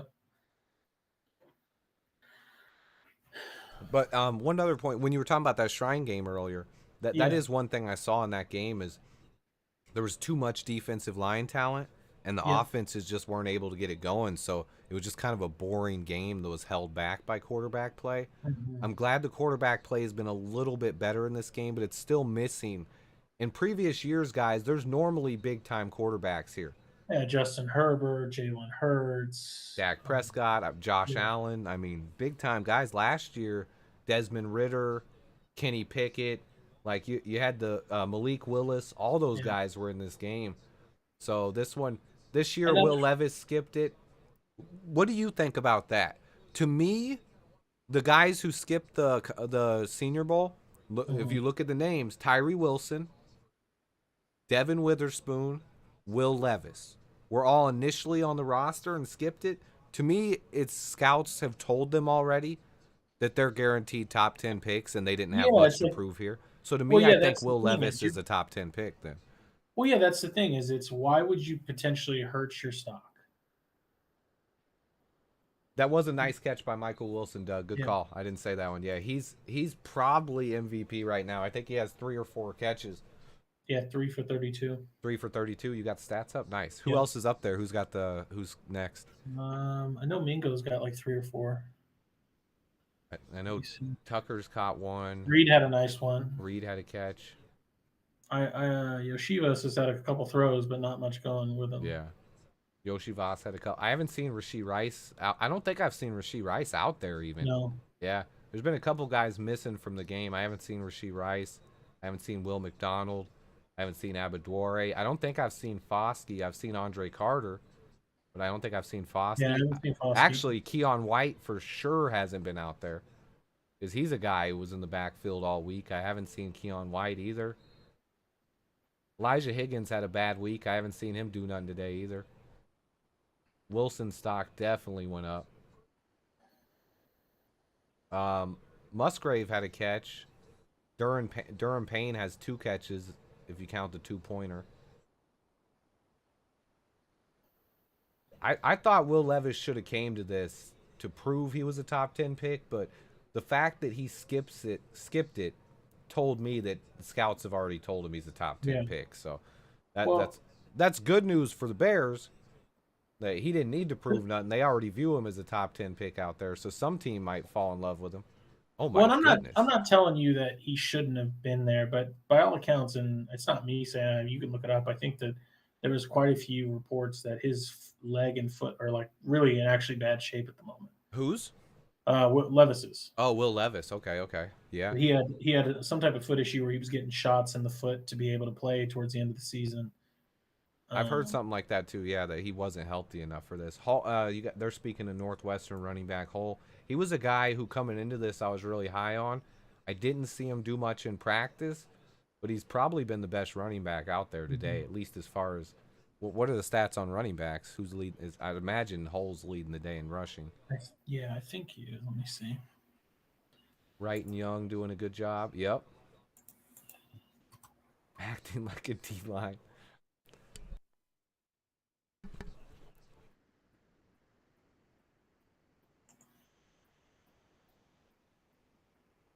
Oh, yeah, the D-line in the backfield, I think, was Carl Brooks. Ooh, I think that's Derek Hall on the rush there.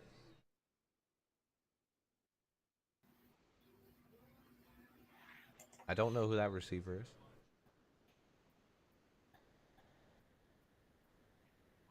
Oh, is that App State? No, it's not. Yeah, Derek Hall was just out there on a rush. I saw Derek Hall getting some action. Yeah, Cody Mausch played everywhere. He even took some snaps at center this week and looked pretty good. I'll tell you that. Like, oh, that was Cameron Peoples who caught that. Okay, okay. If I had my choice, that's where I want Cody Mausch at. I want him at center. Cody Mausch at center. It took him. He dominated at guard. At center, he got beat on his first couple reps, but then he figured it out and didn't get beat again. Oh, they played Mausch at center today. That's why I got to watch this on the All 22. Definitely wasn't able to catch every player. Don't worry, I'll be watching this on the All 22. This is a game that's good. Players from the Pac or from the Sun Belt Conference out there. Silvera from Old Dominion. Yep. I haven't seen him much in the game, but he had a good week of practice. Yeah, the center class has been good. Even Jake Andrews, he was good. Oh, that was Iku Leota, not Derek Hall. Good call, Q. Let's say I haven't seen too many of the great pass rushers out there yet. That helmet made me think that might be Will McDonald coming in and right in. That might be. Who is that? We finally have Will McDonald in the game? Anybody see who that right end was on this last play? I'll take a look since I'm behind you, but I've still got the whole App State players up. I'm trying to see his jersey number. I'm seeing his helmet. Yeah, that looks 50 something. Ooh. 50. 57, 51, something like that. That sure looked like him. See. I don't know. They don't have any D lines listed at 50. I'm seeing. Is that Isaiah Land? Oh. Oh, that's Isaiah Land. Oh, that's who it is. Yeah, they have him in a defensive end. Okay. Yeah, I see it. Okay. And he's just got a sack. Yeah, that's who we were just talking about. I thought it was. I thought that might have possibly been Will McDonald on the first play, but it was Isaiah Land. Yeah, yep. With a sack. Some of those linebackers didn't get too many chances in the pass rush drills this week. Ivan Pace was another guy. When he did get chances, it was pretty nice. It was pretty nice. I will tell you, Freeland from BYU has really let me down this week. Yeah, he hasn't looked very good. Maybe looked better at guard. It's just he's such a big dude. You would have thought, he's got 6'7", got all the length to play tackle. Oh, yeah. I haven't seen Jarrett Patterson in the game either. Nope. There's a lot of guys that from practice this week that stood out that I just haven't seen in the game. You got to wonder how many of them also go, I'm going to get drafted. I don't need to do much here. Well, there's also, with the rotation, it's like, hey, if I'm only going to play one quarter or, 20 snaps, Yeah. Now you're a What's play the ahead point? of me, Foster. No, go back to being behind me, bro. I'm not having that. Just kidding, my man. Just kidding. We're winding down here, though. I'm hoping the American team can get something going. I'm hoping. Where was Will McDonald? Yeah, I haven't seen. No, Will McDonald's number 9. Yeah, I haven't seen him out there all day. There's a couple guys. I'm looking through here. Some other guys. I don't think I've seen Xavier Hutchinson either. I saw Dontavian Wicks. I haven't seen Nathaniel Dell. I haven't seen Rasheed Rice. Jalen Wayne's been getting a ton of work. They've had Wayne, Mingo, Yoshi Voss. Trying to think of the other guy they had out there. I don't know. And then the other teams rocked with a lot of Michael Wilson and Jaden Reed. I think they might have some guys might have decided to take it off so other guys could play more. A lot, because you can improve your draft stock. I mean, you think the difference between a second round pick and a first round pick can be $10 to $15 million. So that's worth it. But if you're a top 10 pick, yeah, there's no reason. We got the ball back. I'm hoping Tyson Badgett can keep it going here. He had put together a nice drive last time, but he couldn't. He overthrew the touchdown pass to Yoshi Voss. That was a nice pass rush wrap by Isaiah Land. It was. Trying to. Ooh, Lonnie Phelps has had a big day too. He's a guy that's taken advantage of his playing time today. He was kind of overshadowed throughout the week. That was nice. That's Sidney Brown with the stop, but Lonnie Phelps almost deflects the pass, forces the QB to air it out or float it, and then has the makeup speed to get the tackle. Wow, that was nice. You got to like that. Yeah, Badgin's struggling this time. I think he tripped over his own foot on this next play. They're making fun of Badgett. I don't know who got the sack there. Looked like he was being held by Wanye.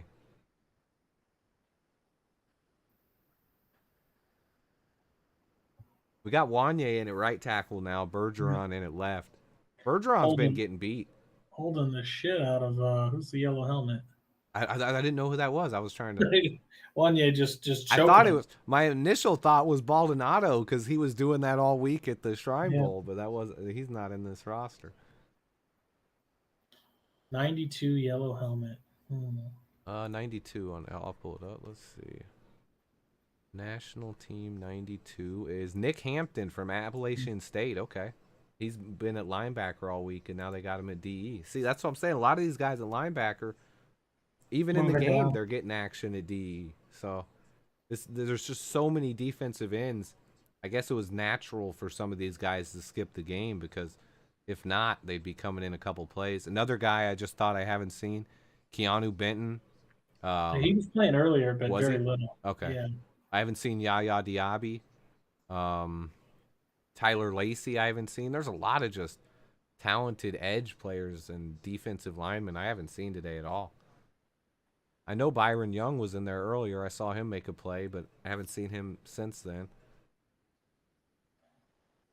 I think some of the guys who have solidified themselves is Wanye Morris in there now. He's at right tackle, Q. He was just holding bad on that last play. Ooh, it looks like he got a pancake here, though. American team is done. Stick a fork in them. Stick a fork in them. They're done. Tyson Badgett couldn't get it going. They went for it. Oh, they went for it, but they don't get it. Oh, man. They keep showing this. Lazaro's arm wrestling, man. Yeah. That's bad. Number 60 getting beat every time. Who's 60? Oh, yeah, that's Bergeron. Yeah, I was just talking about him at left tackle. Yeah. He was a guy who I had ranked pretty high coming into this, and I saw him get beat a lot in practice, and he's looked like a whipping boy today and during the game. I was pretty high on him. Still thought he was pretty good, but yeah, he's had a bad game. He's a guy I actually would like to see move down to guard. Yeah, I think that's what's going to happen with him. He just didn't show the athleticism out there, honestly. Yo, all right, John. Yo, let me know, man. Right now, these QBs for the American. This is kind of what I said, and maybe why some of these guys like Rashee Rice and Xavier Hutchinson and Tank Dell aren't playing. The quarterbacks just haven't been getting it out there. Number 60 is Matthew Bergeron, but Syracuse left tackle. He's a little big for tackle, honestly. I mean, he's 323 pounds. He's got the long arms that Poles likes, though, but more likely Texans take D-line or quarterback. I'd say it's probably more likely they go quarterback, but I wouldn't rule out D-line. They got to like that quarterback. Like, they're not going to take someone they don't like. I mean, there's a lot of quarterbacks to like out there, but when you're drafting a quarterback, there's a lot to it. Like, you have to love the player.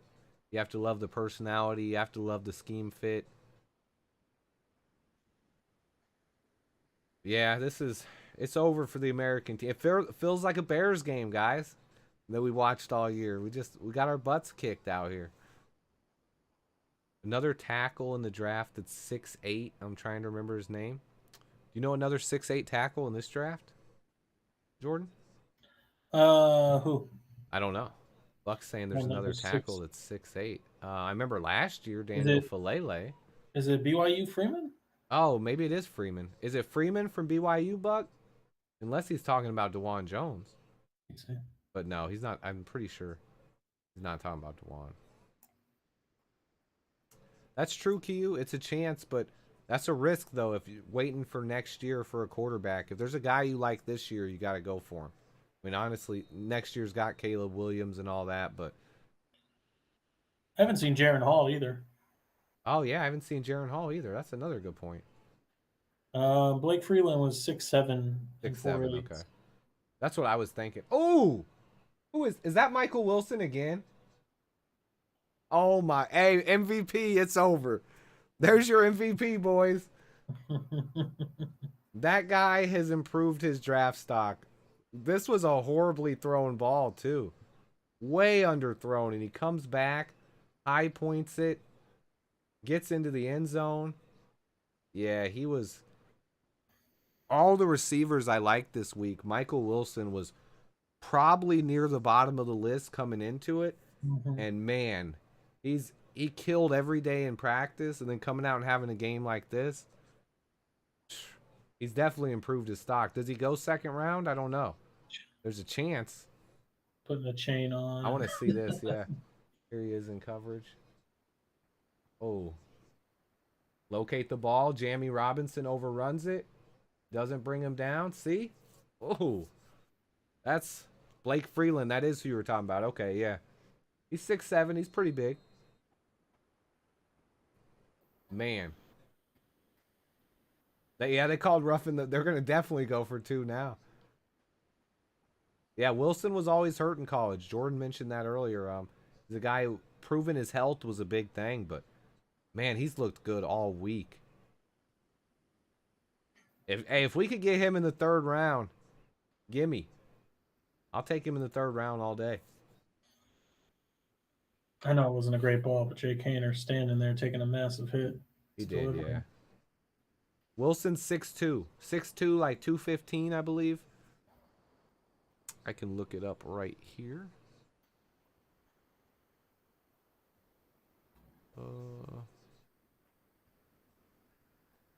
Maybe I can't. Oh, yeah, that's right. He's on national team. I'm looking at American. That's why. Yeah, he's 6'1 and a half, or 6'1 and 5/8, almost 6'2", 216. Got 31-inch arms, 9 and 7/8 inch hands, 74-inch wingspan. Yeah, yeah. A.T. Perry or Michael Wilson?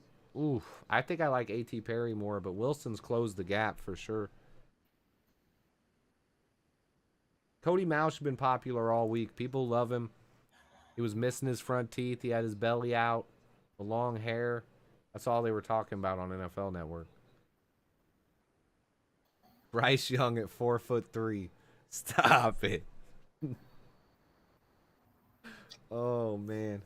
How do you say his name? Mauch? It's something like that. They said it like 4 different ways this week. So 4'3", 100 pounds, Bryce Young. You guys, you don't want to talk about him like that if you want someone to trade up for him at number 1. You know, we want to put him on a I got to pedestal. tell you, I definitively, like, yes, if we're just leaving out who's drafting him, to me, Bryce Young is definitively the best quarterback at quarterbacking in the draft. But like, you want to talk, like we were talking earlier about how I don't want to invest my pick in somebody I'm not sure if it's going to work. If I was a GM, I don't think I, in good conscience, could draft Bryce Young. I just can't. I don't. Just I can't don't do think it. I know with as if I was the Bears GM, no chance because he's not going to survive. You better have a really good offensive line and weapons if you're taking It's just Bryce Young. like, here's the thing that I just will never get. And if somebody wants to tell me why I'm wrong, I'd love to hear it. But you cannot think of a short quarterback that was built like him that had it work out. And the only one I can remotely think of is Russell Wilson when they won the Super Bowl. And even then, he had to have everything around him. Yeah. It was I Marshawn see that Lynch. though. They say like the Russell Wilson, yeah. And that's what if you put the weapons around him, I do think he can be good. Yeah, but then it's like, then I might as well just put the weapons around Will Levis, right? Like, someone. I mean, a lot of people they really are high on his talent. The people who disagree, I've actually heard him say he's like the Steph Curry of the NFL here. He's the guy who could just he was special despite his size.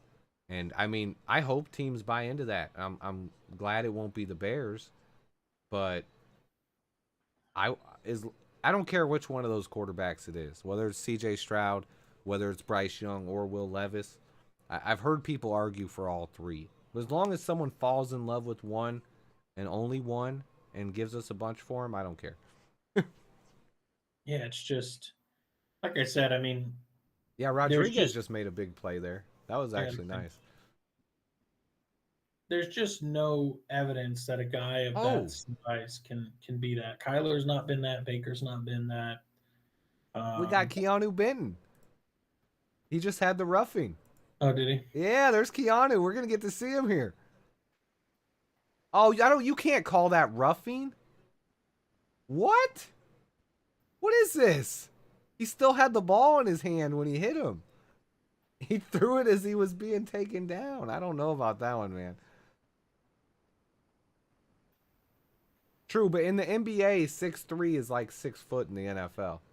Yeah, I think that it wasn't necessarily about a size comparison. Yeah. It was just that it's this player who, like, Steph is not some like extreme ball handler and phenomenal athlete. It's just he's a great shooter who pieces it all together in his own way. I've also heard that he's gonna bulk up to over 200 pounds. Like that's the main thing he's doing between now and the combine. So seeing if he weighs in over 200 pounds at the combine, that could change someone's opinion of him too. I guess, and that's fine. It's just I look at it like the man doesn't play at 200 regularly, so why is it going to be over 200 in his NFL career? I think in the NFL you do got to bulk up a little bit sometimes because you take a lot harder beating. Well, that's what I'm saying. Is it's just you've not seen a guy, and Kyler's thicker, Baker's thicker, Russell Wilson is thicker, but even when you consider guys that are similar in the build, they've never been able to hold up or they haven't been able to get it done. Yep. No, very true. I like I said, if you're the one that wants to spend a first round pick on him, be my guest. I couldn't do it. I couldn't do it. If you're telling me, because Swifty, you were like, well, yeah, I mean, if you put the weapons around him, he could be special. Then I'll just put the weapons around Will Levis or Anthony Richardson or Brock Purdy. I mean, it's like, what's the point? Oh yeah, no, for sure, for sure. You just saw Andre Carter out there. Yeah, it does look like they're bringing some of the bigger name guys who played in the first quarter. They might have been rotating a little bit, and some of these guys are getting to come back in the game now. We saw that with the offensive line on the American team. JMS and Avila and Darnell Wright, they ran like the first 2 drives, and then they were out of the game. We saw them back in last drive. Bergeron got beat, though. They took Wright out, though, and they put Wanye in at right tackle. Yeah, Wanye Morris. Yeah. Doug's over here saying, wasn't Doug Flutie like 5'9"? Yeah, but that's my whole point, Doug, is that whether it was Flutie or it was Charlie Whitehurst or any of those other guys that were really small, they still were first-round picks. Not Charlie Whitehurst, excuse me, Seneca Wallace. whether it's Seneca Wallace or Doug Flutie, it's like these are the guys that they weren't first round picks, they weren't top 10, they never won Super Bowls, they didn't take you to the playoffs. Like it's just there's no, like I said, if you want to be a GM that wants to take that chance, be my guest. I just don't know why I would take that guy over others. Yeah, no, and it's kind of the thing about it. Like, I mean, I hope someone does fall in love with Bryce Young and take him. I think he does have that potential to be special, but I wouldn't be the guy to do it. For one, it would just be historical in the NFL for a guy to be drafted under 6 feet tall I in mean, the like top here's another one. five like that. You want another one? How's Tua doing? Yeah, Tua. I mean, Like, he doesn't look like a guy who's going to survive in the NFL. like that's the thing is I'm not like I said at this beginning. Bryce Young is the best quarterback in the draft, but for how long, under what conditions? Is it for a whole season, or is it before he takes 3 sacks and then it's over? Like that's the problem. Yeah, and I mean, I think it comes down to which team is it? Do any of those teams have a good offensive line? If you have a good offensive line and your offensive guy is someone, your coach or offensive coordinator is someone who falls in love with Bryce Young, hey, let's get it. Well, and like here's the thing. I don't want Bryce Young falling to the Lions though. Well, like here's the thing. This isn't even a slight on Bryce Young. You want a perfect example. That Texas game, they beat the shit out of Bryce Young, like wrecked him. And he kept getting up. So I'm not saying he's not a tough kid, but like that's the thing is that's the Texas defense. What happens when it's the Ravens or the Steelers or that Bengals defense or Aaron Donald decides to just kind of throw him around? Like that's the problem. Are people comparing him to Patrick Mahomes? I don't know if I've seen that much. Somebody, some analyst said he's like a mini Patrick Mahomes. Who was that? Was that McShay? I could see a little bit of that just because of what he does as far as out of script. Out of script, he might be better sometimes, when he does create. See, to me, what's funny is, and it's you want to talk about some. I think it was McShay that said Bryce Young is like a mini Patrick Mahomes. I don't see that. The mini Patrick Mahomes to me is Caleb Williams. Oh, get it. There you go, American. Caleb Williams is a guy that has the special arm that creates the way that Patrick Mahomes does. I thought Caleb Williams was kind of like, to me, Dante Culpepper. He's a smaller guy. He's 6'1". Really? Is he that? I've never looked at his size, I guess. Yeah. I thought he was 6'3". Maybe I'm smoking. Let me see. Maybe I'm smoking the blunts that Swifty's smoking. Actually, I thought he was 6'5" even. Like, I don't know. He looked like 6'1". I mean, I haven't. He's not coming to this draft, so I haven't studied him much. 6'1", 215. Okay. You're right. He's built though, 215. What's Anthony Richardson? He's 6'5" then. Yeah. Well, that's why 6'5". I was seeing him as like the same size as Anthony Richardson in my head. That's why if you're not going Stroud, then go ahead and give me Anthony Richardson over Levis. I like the Drew Brees comp there that Joseph said. That's one where I see a little bit of Drew Brees in him. If I had to comp him to someone, it'd probably be a mix of like a Russell Wilson or a Drew Brees. And if you're depending on who your coach is, maybe they want a guy like that. So all it matters to us is as long as they love one of these quarterbacks. Me, I don't care which one it is. And I'm not really gonna break down this quarterback class too much. Xavier Hutchinson is in. Ooh, Xavier's in? Yeah. Ooh, I want to see Xavier Hutchinson come down with a touchdown right now. Charlie Ward was too small though. Yeah. I mean, you've seen how his career played out.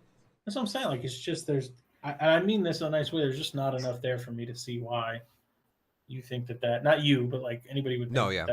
I think Will Levis is the guy who could end up going number one. That I don't see it, but just based on like he has a lot of people comp him to Josh Allen. Some team might fall in love with him. Oh no. See, like, because that's the thing to me is I know everybody says Richardson's a project. I'm not saying he's refined, but I don't think he's as much of a project as many people think. And if you're talking about spending a first-round pick and swinging for a quarterback, give me the guy that's 6'4", 240, that runs, that's freaky, he's strong, he's big like Ben in the pocket, but can move like Cam. Like, that's the guy. Yeah, no. That I'm swinging on. I get it, yeah. That's Jacorian Bennett, I believe, with this interception. Interception, here. Yeah. Terp. Yup. Yeah, it's Jacorian Bennett. Badgin's dad, you saw him in the... he didn't like it, man. No. He didn't like it. Yeah, he didn't have a good day. Richardson's very Jamar-like. I think Malik Cunningham's a little bit more Jamar-like. Richardson's more... I don't think... He's not the runner that Lamar is. That's more Malik. Yeah. I think Richardson's more... I see Cam personally. That's what I see. I'd say mix like a Cam and maybe little bit less arm talented Josh Allen, maybe. Like just big, physical, can do some special things, but I don't know about Richardson. I think he's a guy that intrigues me. But it just depends where he goes. He can go anywhere from top 10 to second round. I think someone does take a chance on him in the first, though, just because of his tool set. Look at that, Cody Mausch. What are you talking to Chandler for? Byron Young out there. I got to watch this game again. Definitely going to have to watch this one again sometime. There's a lot going on here. Oh, I'm trying to put it to record. Renewable sand DTR is too small for his taste. Yeah, I can see that too. I mean, it's tough. Which is why, like, the Justin Fields thing is so important, is because you seldom get a guy that's 6'3", 230 that can run that way and throw that way. I mean, God, it just goes to show you how special Justin Fields is. I don't know how he took all the punishment he did this year. Took a beating, running the ball the way that He he looked did. tough. It was scary to watch sometimes, though, man. It was scary to watch, but that's why we want that offensive line. I'm glad that the talent in this draft class is offensive line and defensive line. But I think there's more at tackle and center than there is guard. No, it's just pure leaf sweet tea that Buck's talking about. It's my pure leaf sweet tea.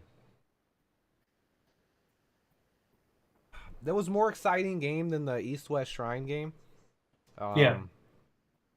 But it was kind of like we predicted. It was held back by quarterback play. I mean, usually you have more talented QBs at this game, and this isn't something I've seen a lot in the past.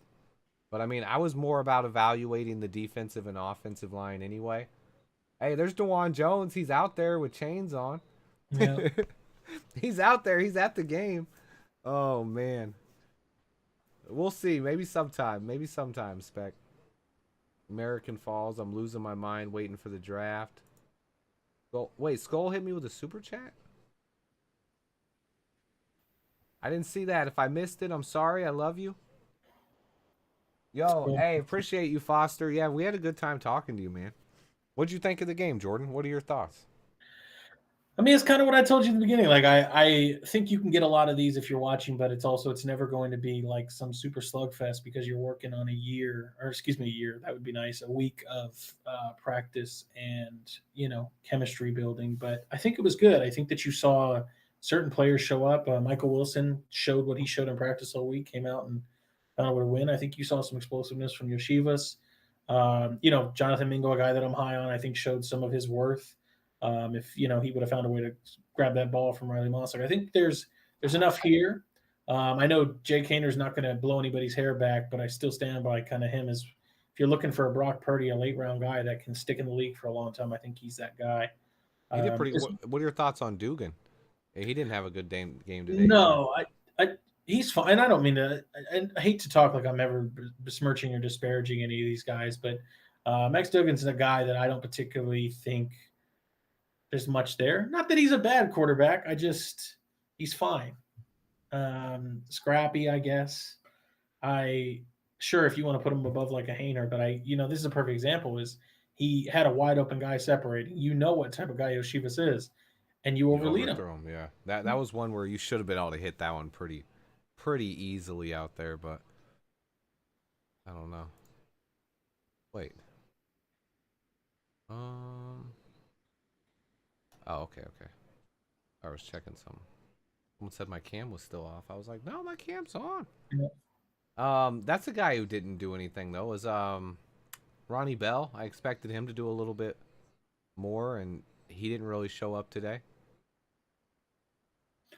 And Jaden Reed had one catch. It was a nice catch, but like one person that was talked about a ton was Durham Payne, and he looked good. Jake Haener. Oh, his stats were nice. 12 for 19, 145 and a touch. He got the MVP. I would have gave it to Michael Wilson, but hey, that's me. My MVP is Michael Wilson, guys. He was the baller. Yeah, Wilson got robbed. Reed's second pass, I believe, was that was the touchdown. That was called back because of a pick.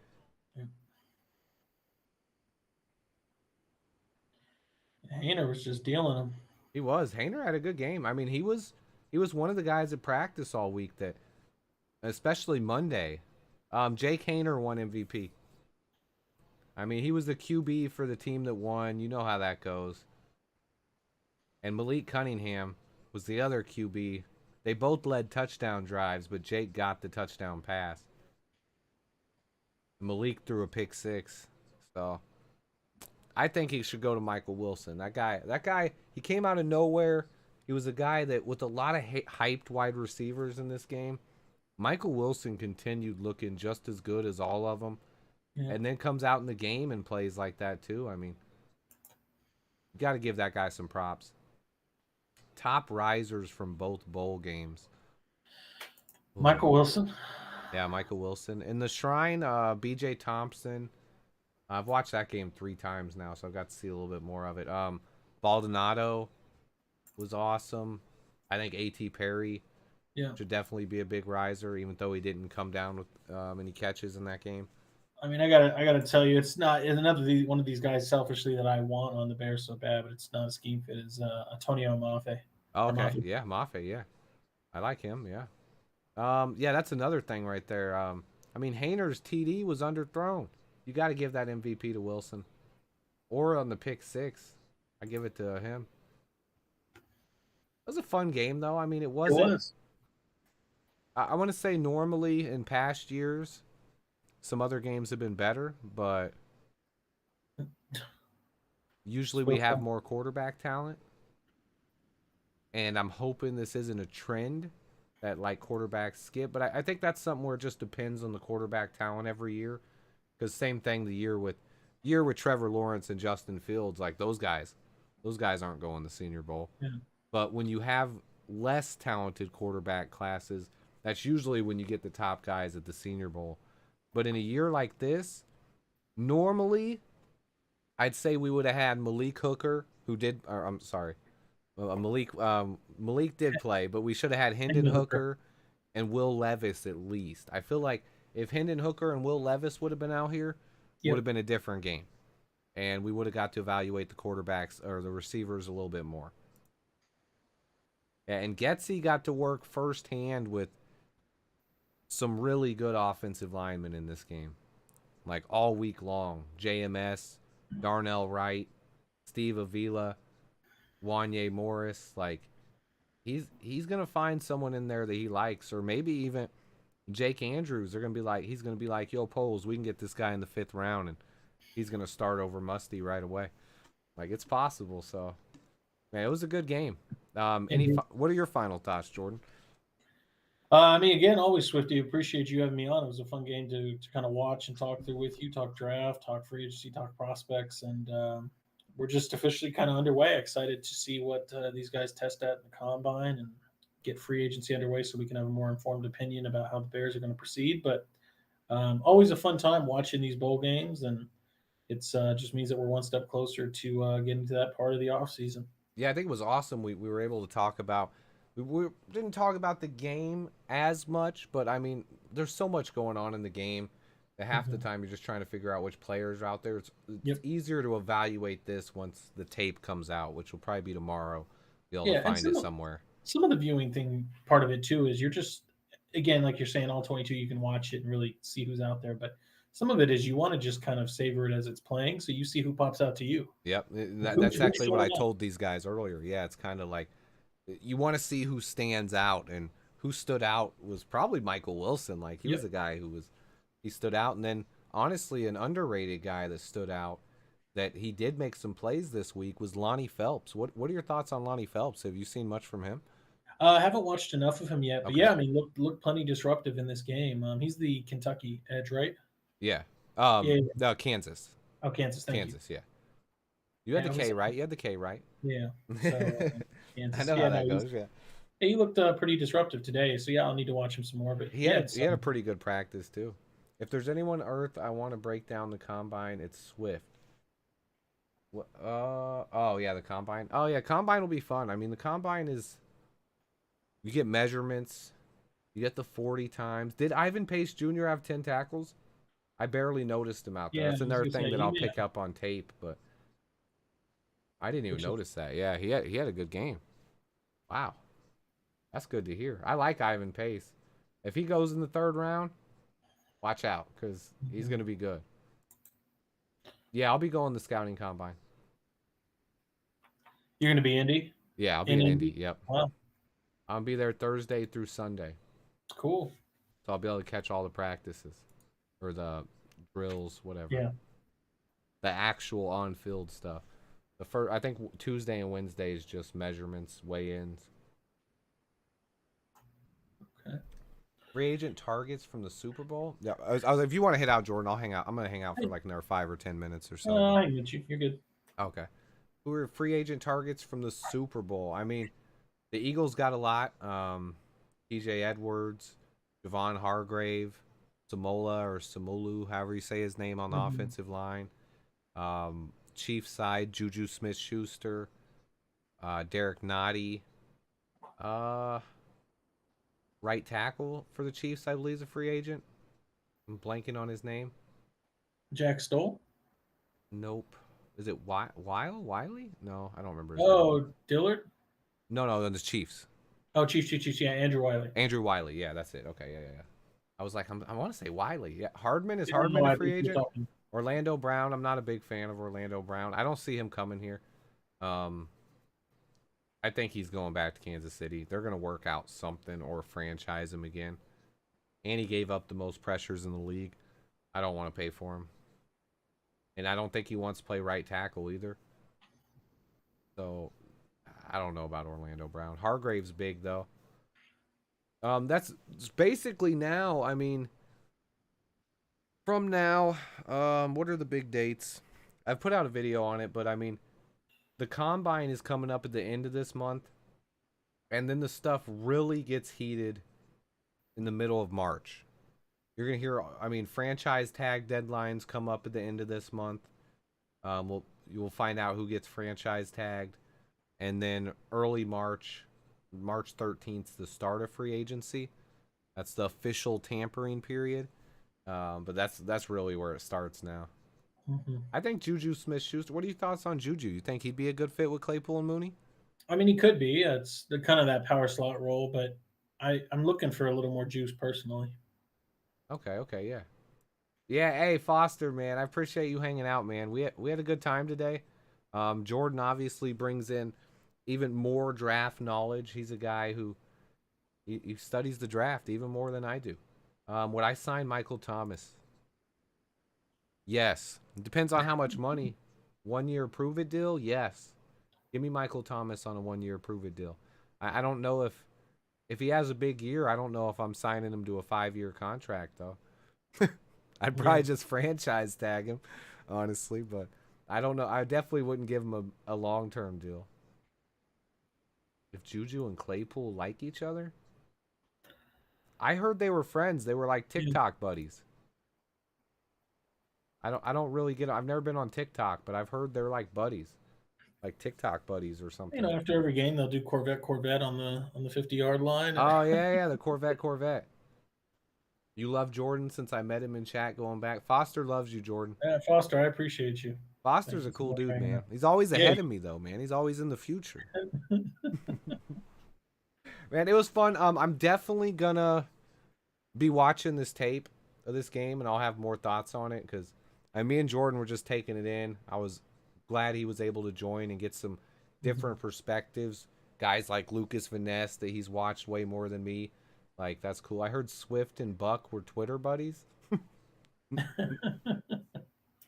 Buck, you're funny. I love you, man. I love Buck. Buck gets in trouble. He goes in the bathroom, and watches my videos at work and at home. He hides from his wife. Uh, She's like, "Are you in there watching Swift's videos again? Are you messaging him on Twitter?" Man, it was awesome. I think I'm gonna wrap it up, guys. Jordan, do you have any final thoughts or anything you want to say from this today? No, other than appreciate you as always, Swifty. Thank you so much for a good time. Enjoyed hanging out with you. And Chad, thanks for being here and letting us talk ball with you all. And I'm sure I'll be around sometime in the near future as we, break down these draft prospects. And surely once the draft gets going, we'll be able to talk a ton about what the Bears are doing in free agency in the draft. Yep, I don't know exactly when my next live will be. I know I've talked to Jordan about him joining me for some draft coverage as well. I'll probably do something for free agency too, depending on free agency, how it goes. Maybe I'll go live one day and after we sign somebody or something and talk about it. We'll see how that goes. But really, I appreciate all you guys in the chat. Jordan, love you, man. I can't thank you enough for joining, making this more fun, having someone to bounce ideas off of. The chat was asking you questions all day as well. We love it. I appreciate all you guys. And I think I'm out. Bear down. I love you guys. Anybody have a final question? Or Jordan, you have anything else? Oh, be well, everybody. Bear down. We're out, guys. Bear down, everybody. Much love. I'm out.